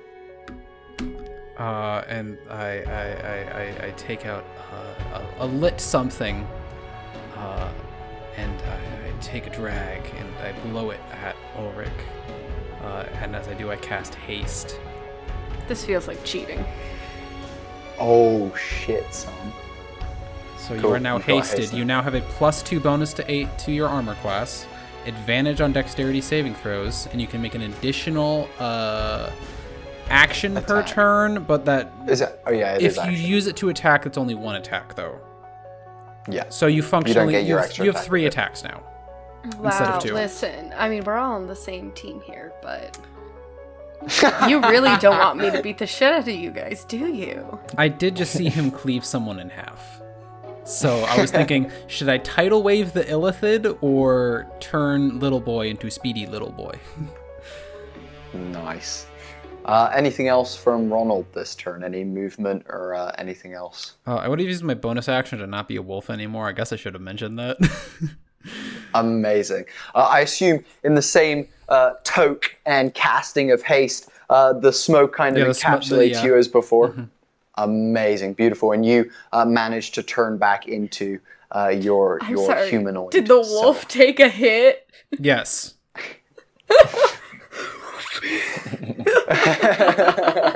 That's really good. Amazing. I just wanted to make sure.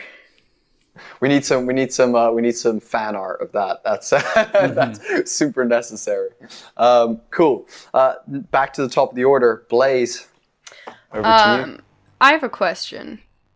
Yeah. Are my two buddies here Do you think they'd be within a 20-foot cone of me? So I've been doing some maths. Let me just work that out from you. I would have had to have touched Ulrich. No, they're Oh, so 40 you're feet right next to each other. Oh wait, no, it's Yeah. a range of 30 feet. Yeah, they are 40 feet away from you, and they're 5 feet away from each other. They're like touchy. Oh no, you said 30. Yeah. Well, it I has a assumed range you of guys were 30 close feet, together. but I haven't really moved. I just don't want to get close to deal with it because I don't know about. That's true. Blaze So, yet.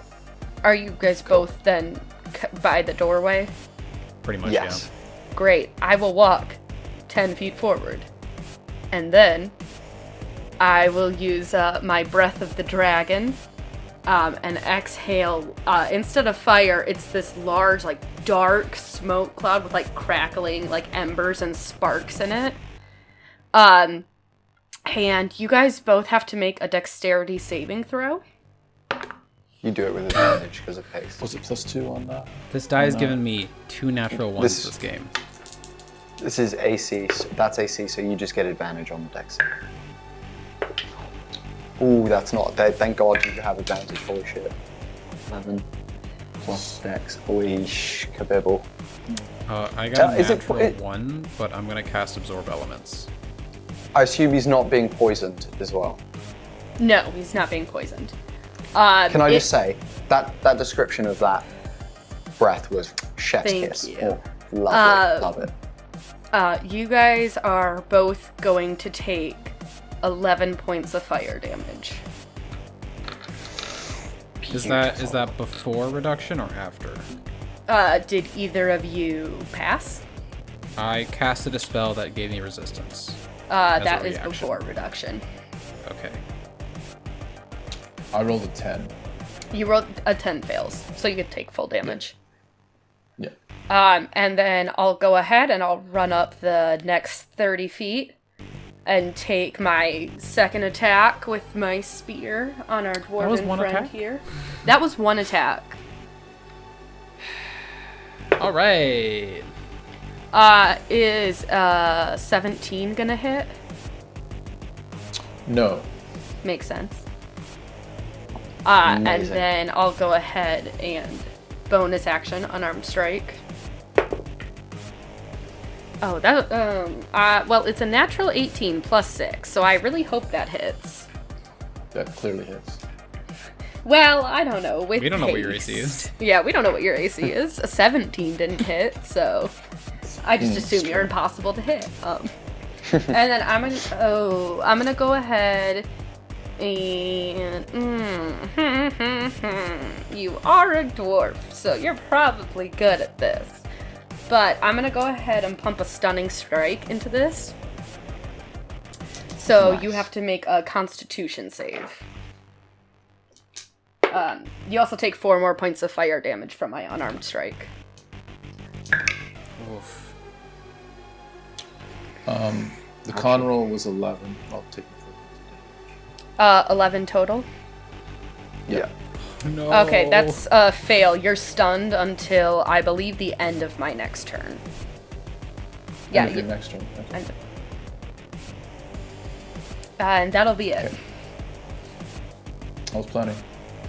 Yeah, that was funny. Do you want? I can keep going if you want. I mean, I'm No, not that's- hasted or anything, but Oh wait. So, Alex, you need to make a Constitution save to get Yep, rid of haste. I just realized That's that. why I did that. Look at Yeah. me. Look at my big brain. beautiful. Okay, so DC 5 because it wasn't over. Yeah, it's not a 10. high DC. And I have a +3 con, so I rolled an 11. Yeah, it's fine. 11. Awesome. Well, I almost cool. failed.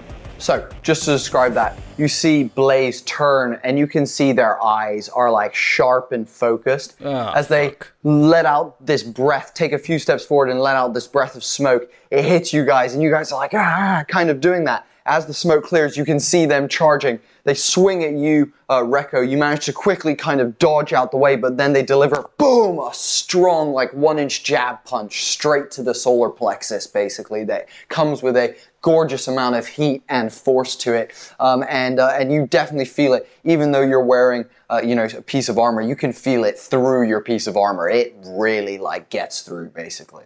And that moment, I just, I take the punch, and I know that it came from Blaze, and I look up and I say, I loved your vibe. It's just, I love it less so now. What's going on with you? Amazing. Incredible. At this point, the Illithid is now going to charge as well.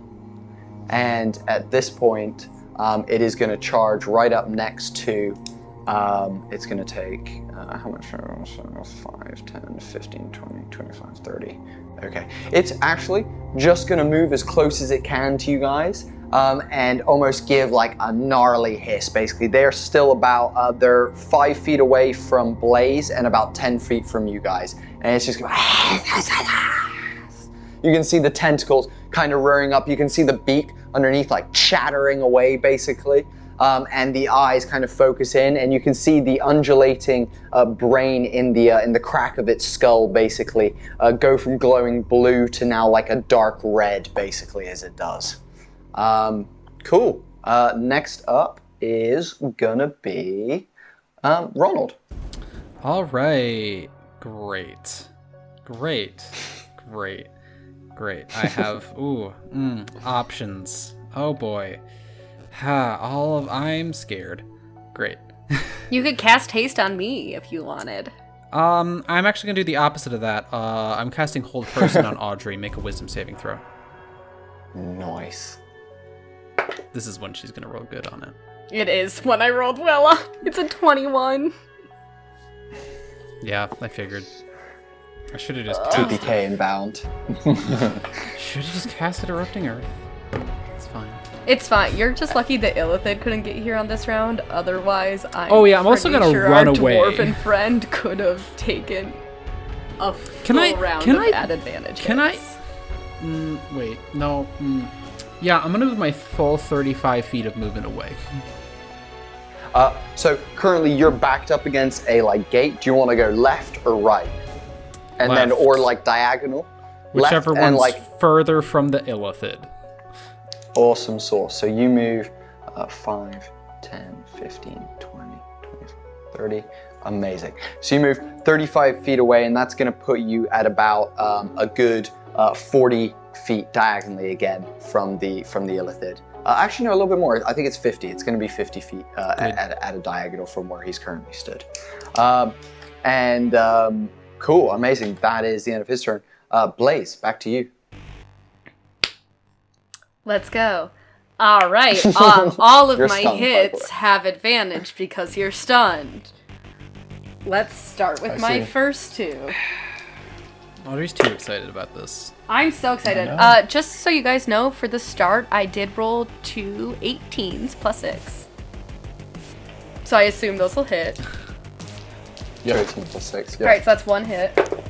Audrey's enjoying her villain arc. Yeah, I do enjoy my villain. I'm like, oh no, I have to, my character that's really good at combat has to go show everyone else how good I am if I have to. Second one is a 21 to hit. That hits. And then I'm gonna use a key point to do a flurry of blows, so bonus action is 2 unarmed strikes. So that's gonna be a 20 to hit. Yep. That hits. Okay, last one is another, oh no, not a 23 to hit. Yep. Okay. All right, all of them Incredible hit.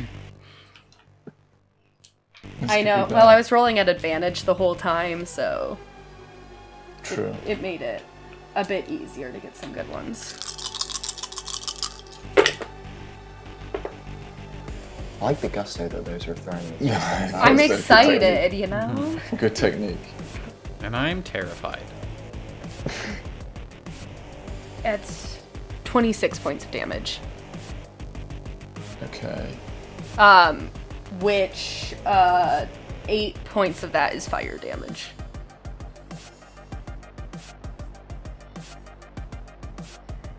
Horrible. Okay. All right. Whoa, just happened? Pin me down. Yeah, there you go. Cool. Cool. But now you yeah. are no longer stunned. Oh, lovely. Great. That's cool. Go for it if you want to roleplay. Well, do you want to describe that? Yeah. Yeah, I mean, obviously, it's a like 1-2 with the staff, followed by like a stiff jab with the right hand, followed with a jab with the staff in the other hand. It's actually going to be a cross that just whacks you right across the face. You feel your jaw as it connects go to dislocate ever so slightly, but it just locks itself back into place. Your tendons kind of just pull it back into place, and it doesn't quite dislocate as they land that last blow. Yeah. And now it's your turn, Rico. That drops me to my knees, and I say, Blaze, you're Bobby's niece. They killed Bobby. They killed Bobby. What are you doing? And then can I do a divine sense just to get a read on what's going on with? You want to use an action for that? Is that an action? Mm-hmm. No, actually, I'm not. What I'll do is I'll use my lay on hands pool, and I'll restore my full 25 points of lay on hands pool health. Beauty. Which still doesn't take me back. How much are you still down by? 25 plus 15. Okay. Down from my maximum, you mean? Yeah. Yeah. Cool. All right. So at that point, I'm just getting a sense that something's happened with Blaze, because the energy that they had in the club is entirely different, and this aggression is not something that I or anyone else probably can connect with what's happening right now, or the violence, or the effectiveness of the fucking violence. Jesus. So I'm just going with the flow, you know? at this point, Ulrich senses that and knows that Blaze is Bobby's niece. Oh, and instead of we totally fucked something. You also had to make a Constitution Constitution check to see whether you maintained your hunter's mark. Oh no, Bobby died. Yeah, whether you maintain it and if you want to move it, basically. Okay. So can you make a Constitution check for me quickly? Just retroactive. My apologies. You fail. It's all right. Okay. You lose your hunter's mark. Okay. Can I set it again? Yes. Okay. I'm gonna set Hunter's Mark, and I'm gonna pull my battle axe out. And what is the alignment of Blaze? And the Illithid? Yeah. Blaze is currently stood 10 feet in front of the Illithid, directly in front of them. So you would have to take a side step round to dodge Blaze, Okay. and then hit the Illithid. All right. So I raise my battle axe and I start charging, and could easily come down onto Blaze, but I take a step past Blaze, and I'm going towards the Illithid. Because I know that this isn't Blaze. And I've set my divine, my Hunter's Mark.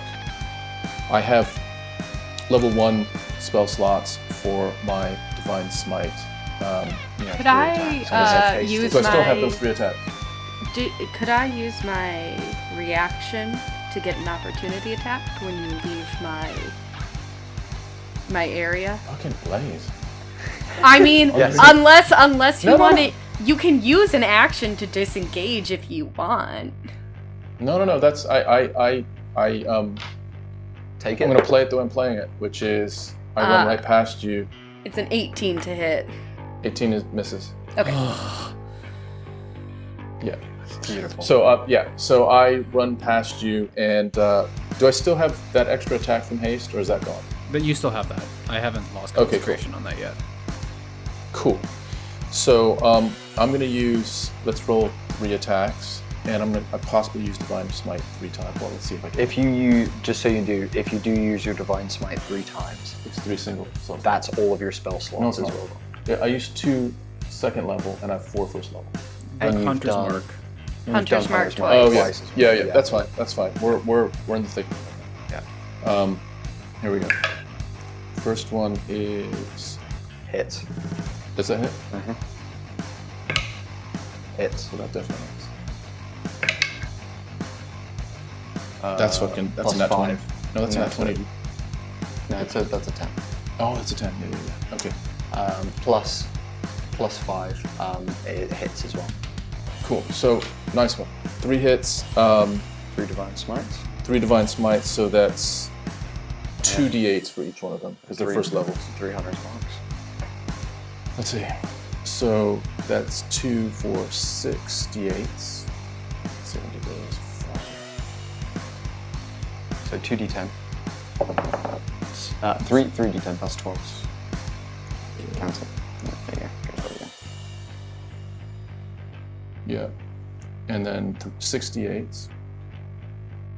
Right? Yeah. And then 2 d6s for Hunter's Mark. No, 3, I believe, because you 3 d6s for Hunter's Mark. you whopped him with Or the do third I one have as to well. use a spell slot for each of those? Mm-mm. Okay. Is Yeah, that it? good. Yeah. I think so. Plus 2, whatever this is. 57 plus 2. So 59 as I go past Blaze and closing distance on this motherfucker. And as I pass Blaze, I say, I know this isn't you! And I'm charging as forcefully towards this killer that has not only killed my friend, but has possessed his niece. Amazing. So at this point, Rekko, you swing your battle axe with 2 hands. Fwah! Fwah! Fwah! As you do, the Illithid raises an arm and takes the first attack to the arm. You embed in. The second one, you make it through muscle all the way through to bone. And then the third one, you go all the way through the hand, and the hand completely severs and falls on the ground. And it kind of recoils in pain, takes a step backwards. And if you wish to use a reaction as it moves out of your space, you can use a reaction for an opportunity attack if you want. As it grips its arm and it's like in your guy's heads, kind of screaming in pain. Yeah, could I turn the butt of my battle axe and try to drive it into his beak and in his mouth? Hell yeah, go for it. It's gonna be an improvised weapon because you're using the weapon a little bit differently than swinging it like that, than swinging it normal styles. Plus 5. Plus 5, doesn't so it's a hit. 10. Doesn't hit, sadly. Okay. He steps out of the way. You go to drive it, but he manages to just kind of rear back, do a little bit of like a matrix pull, and manages to just kind of dodge out the way of the butt of your axe. Cool. Next up is me. At this point, the Illithid grasping its stump arm that is currently dripping this like blue-purple blood that is just dripping to the ground. It looks at you and charges. As it does, it grapples. It goes to grapple you basically and tries to wrap its tentacles around you. So first of all, I'm going to roll to hit. If I hit, then we're going to make a grapple check, okay? 11 plus 7 is an 18, but you still got your plus 2, so that doesn't hit. He charges in and lunges forward. As he tries to like grab you, he forgets that he's missing a hand and grabs with one hand, but you manage to like pull away as he tries to like kind of grab you with his stump, and you just can't do so, and he just kind of bumps you with it, and you end up with a bit of Illithid blood on your arm as you manage to kind of dodge out of the way a little bit of that. And with that, he is then going to move. So he moved forward 5 feet, and then he is going to move diagonally towards Ronald. He's going to move about 25 feet towards Ronald. So 5, 10, 15, 20. So he's about halfway to you, Ronald, at this point. Okay. And you've used your reaction this turn, so no opportunity attack for you. Ronald, your turn. Great. So 20 feet to me. How far is he away from the other two? He is currently about 15 feet from Rekko and about 15 from both, actually. Just about. So could I theoretically put all of them in a 20-foot square? Yeah, definitely. I cast 100%. Entangle. Oh, awesome. If I can make it with just the Illithid and Blaze, I would love to. Illithid and Blaze. If not, that's fine, because I feel like Ulrich has the highest strength anyway. I was gonna say you definitely can, because if you like put it between, currently Ulrich and Blaze are about 5 feet apart. If you set it in between them and then you do the 20-foot ring, it would like just be outside of you. So you would 20-foot square. Oh, even better. Yeah, okay. It definitely just misses you and can lock both of them in. What do I have to make a saving throw for Entangle? You have to make a strength saving throw. So does Audrey. Oh shit! So here we go. Oh, fuck me. Okay. This is where it goes downhill. That's a 9 from me. It's a 17 for me. Audrey! I'm sorry, does that not pass your DC, Alex? I mean, DC's 16, Audrey. Oh, shit, really? Illithid is restrained. I don't have any bonuses. Oh, wait. It was actually a 20. Does that make it better? Jesus. Makes it better for me. Thank you. Ronald, can you describe what these entangling bits look like and how you cast that? To go into this, I feel like Ronald feels very guilty at the moment, because Ronald feels like all of this was caused because instead of remaining Bobby's dealer, Ronald moved away, and Bobby found a new dealer. A dealer that dealt him some pretty bad stuff by the sound of it. So Ronald's thinking that all of this is his fault. So Ronald's like, I need to rectify this, bros. As he raises up, the smoke flows through the room, and as it does, vines burst out of the ground, grappling onto the Illithid and Blaze. He's trying to take control of the situation that he appears to have forced into chaos inadvertently. Amazing. You can see that the vines wrap around the wrists of the Illithid and around the ankles and kind of like restrain him back a little. He's and kind of like, you can see the beak like chattering towards you as he does. That 20-foot square is also difficult terrain. It can use an action to make a strength check against my DC on its turn. But cool. Haste is dropped. This is also concentration. So you're no longer hasted. But I feel like we got a good amount of stuff out of that. Yeah, it's true. Cool. True. Amazing. So at this point, it's back to Blaze. How far away is my enemy? Mr. Dwarf Man is 5 feet behind you. Oh, he's only 5 feet? Ah, easy. Yeah. Turn around. Beat the shit out of him. Let's go. First attack. I make eye contact with Blaze, trying to penetrate that trance that has been cast, and all I see is hate and anger and violence. Completely different than what I saw in the club. One second. While they were eating a chicken wing. I'm gonna pull some DM overruling here, and I'm gonna say, can you please make an Arcana check as a paladin as you stare into the eyes of Blaze for me? While that's going on, I'm going to try and hit you in the face. Ooh, not a good start. I'm guessing a 10 doesn't hit. 8. Oh, 8, never mind. Yeah, you can see that they're mad. They're real mad. My first attack was a 10, so I'm guessing that misses. Yeah. Nope. Yeah. Oh, second attack was great, though. Second attack's a 24. That hits. That's one. My last guy for the pop is 15. Nope. Yeah, that's what I thought. So I just get one in. Amazing. Go for it. Oh, but I rolled well on it. You're gonna take 10 points of piercing damage.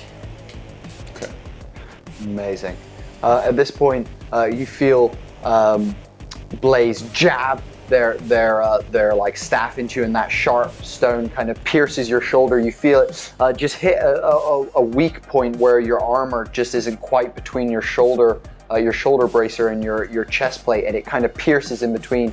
You feel the warm trickle of blood as it drips down underneath your clothing as they then remove the staff from your shoulder, swing again, and you're able to duck under that one as you can now see it coming, basically. Yeah. Cool. Anything else from you, Audrey? Any movement or anything?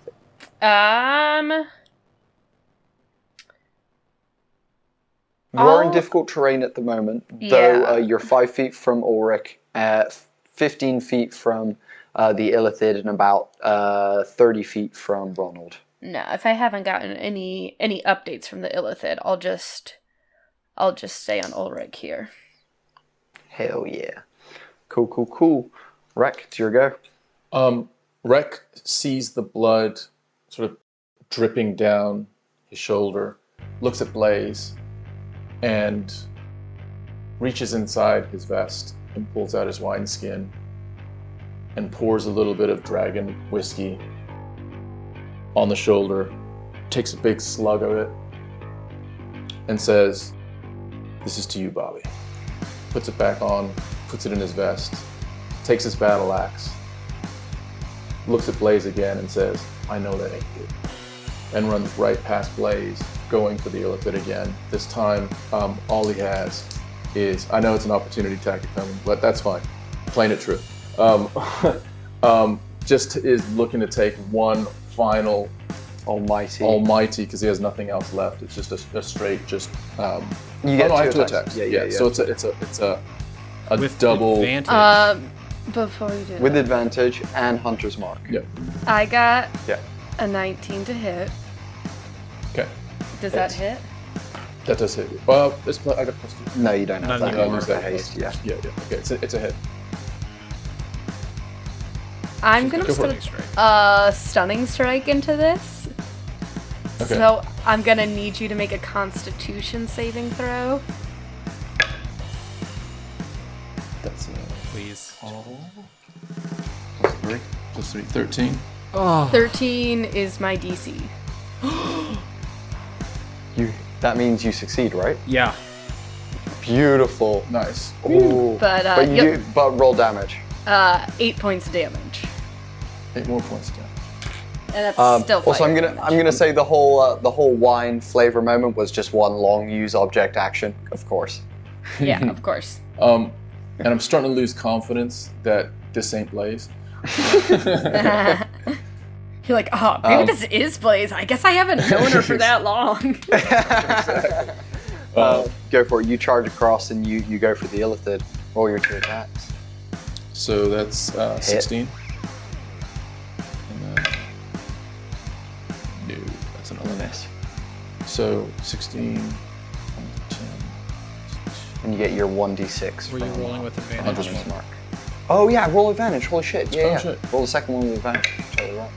Oh yeah, Oh, that one fucking hits. Yeah. Roll again to see if you crit on the First one. First one. No crit, but both hit. Amazing. So cool. 2d10 now. 16. Yeah, cool. 18, 19. Cool. 2d10. Oh. And then 2d6 as well. That was nice. That was nice.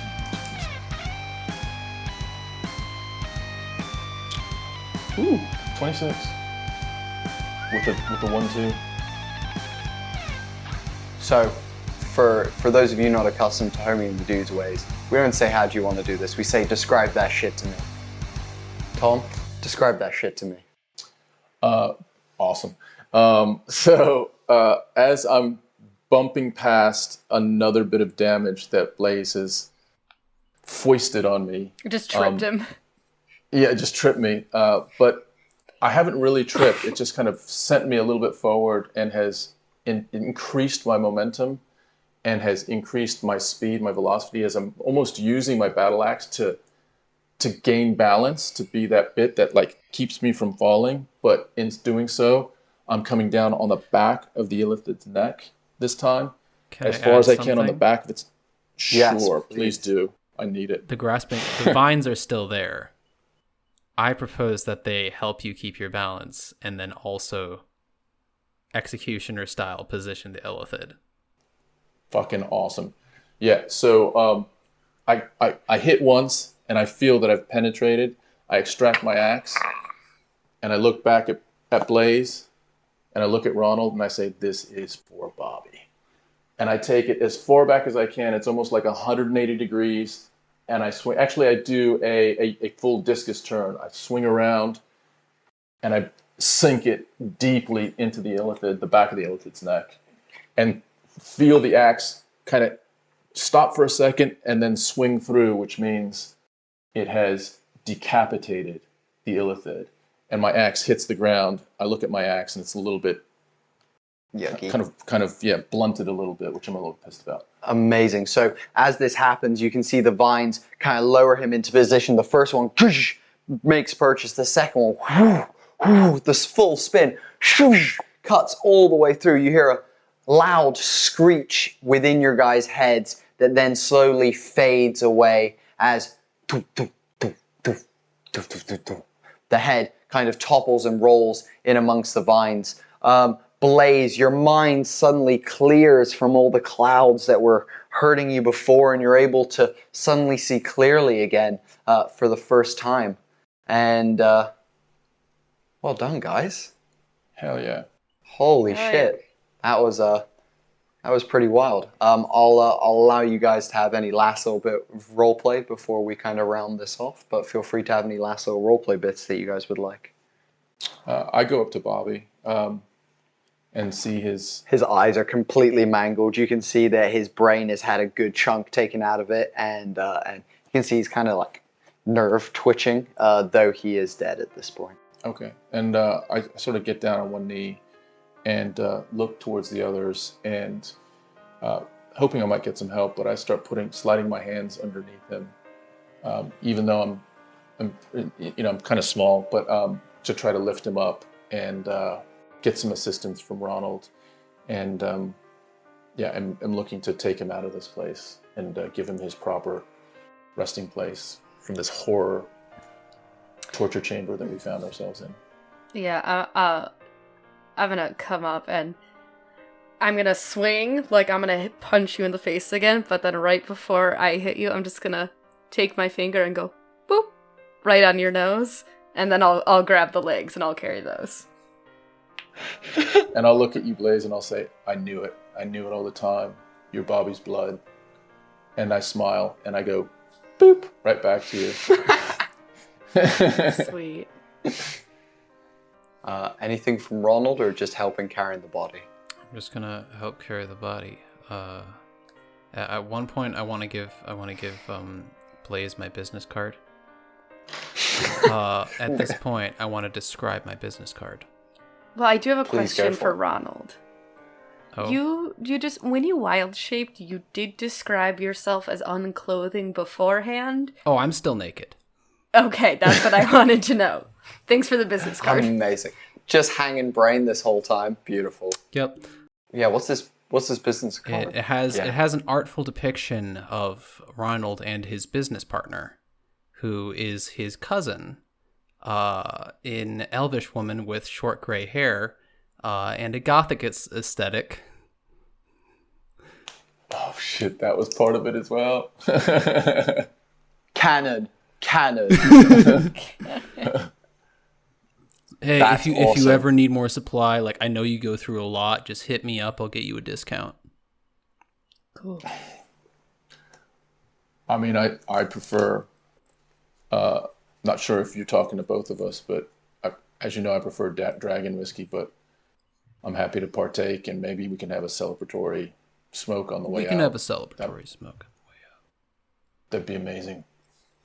So, as we come to an end, the party relieves the gate with the key, unlocks it from using the key that Joey had in his pocket. You continue to carry Bobby's body out, and as you do, smoke is ignited and toked upon, and The scene kind of fades of you guys walking down the tunnel, smoke billowing behind you guys as it fills the tunnel, and we kind of cut to gray. And that is the end of today's session, guys. Woohoo. Yay! Nail Hell it. yeah. Hell That yeah. was kick ass, guys. That was super, super awesome. The second Go for it. you introduce that NPC, I'm like, 1, Audrey's going to want to fuck that person. 2, I'm just going to hold on to that for later. That was, and do you know what's crazy? Uma in the Sky Realm is very much a pertinent character in the world. So now that Ronald exists, canon, they are now in the world. And I typically do this with all the games. Blaze is now an NPC in our world, 100%. 100%. And not only that, but if anyone goes down into these tunnels, they will find a dead Illithid along with a dead Joey as well. So absolutely awesome, guys. That is some kick-ass shit right there. That was awesome. That was amazing. Guess it's time for us to sign off. Why don't you guys remind our audience where they can find you again? Amazing. So we're Homie and the Dude, father and son, TTRPG and MMA team. Weird combo, but it's what we do. And we are so glad to have done this with you guys. Thank you for coming back after the first round of fuck up on our behalf. But we're super glad to have been able to play another game with you guys. This was super awesome. And for anyone who wants to find us, our video content, which is MMA interviews as well as our MMA live stream. Furthermore, we have an actual play podcast called The Sky Realm. Is all on YouTube, and you can find us at Homie and the Dude, both there, on Twitter, on Twitch, on Instagram, on Facebook, whatever your preferred social media is. We are at Homie and the Dude. Yep. Shout out to Roleplaying and Roleplaying. Yeah. Thanks for coming on, guys. You're a blast to play with. Thank you. It was an honor. Good night, everyone.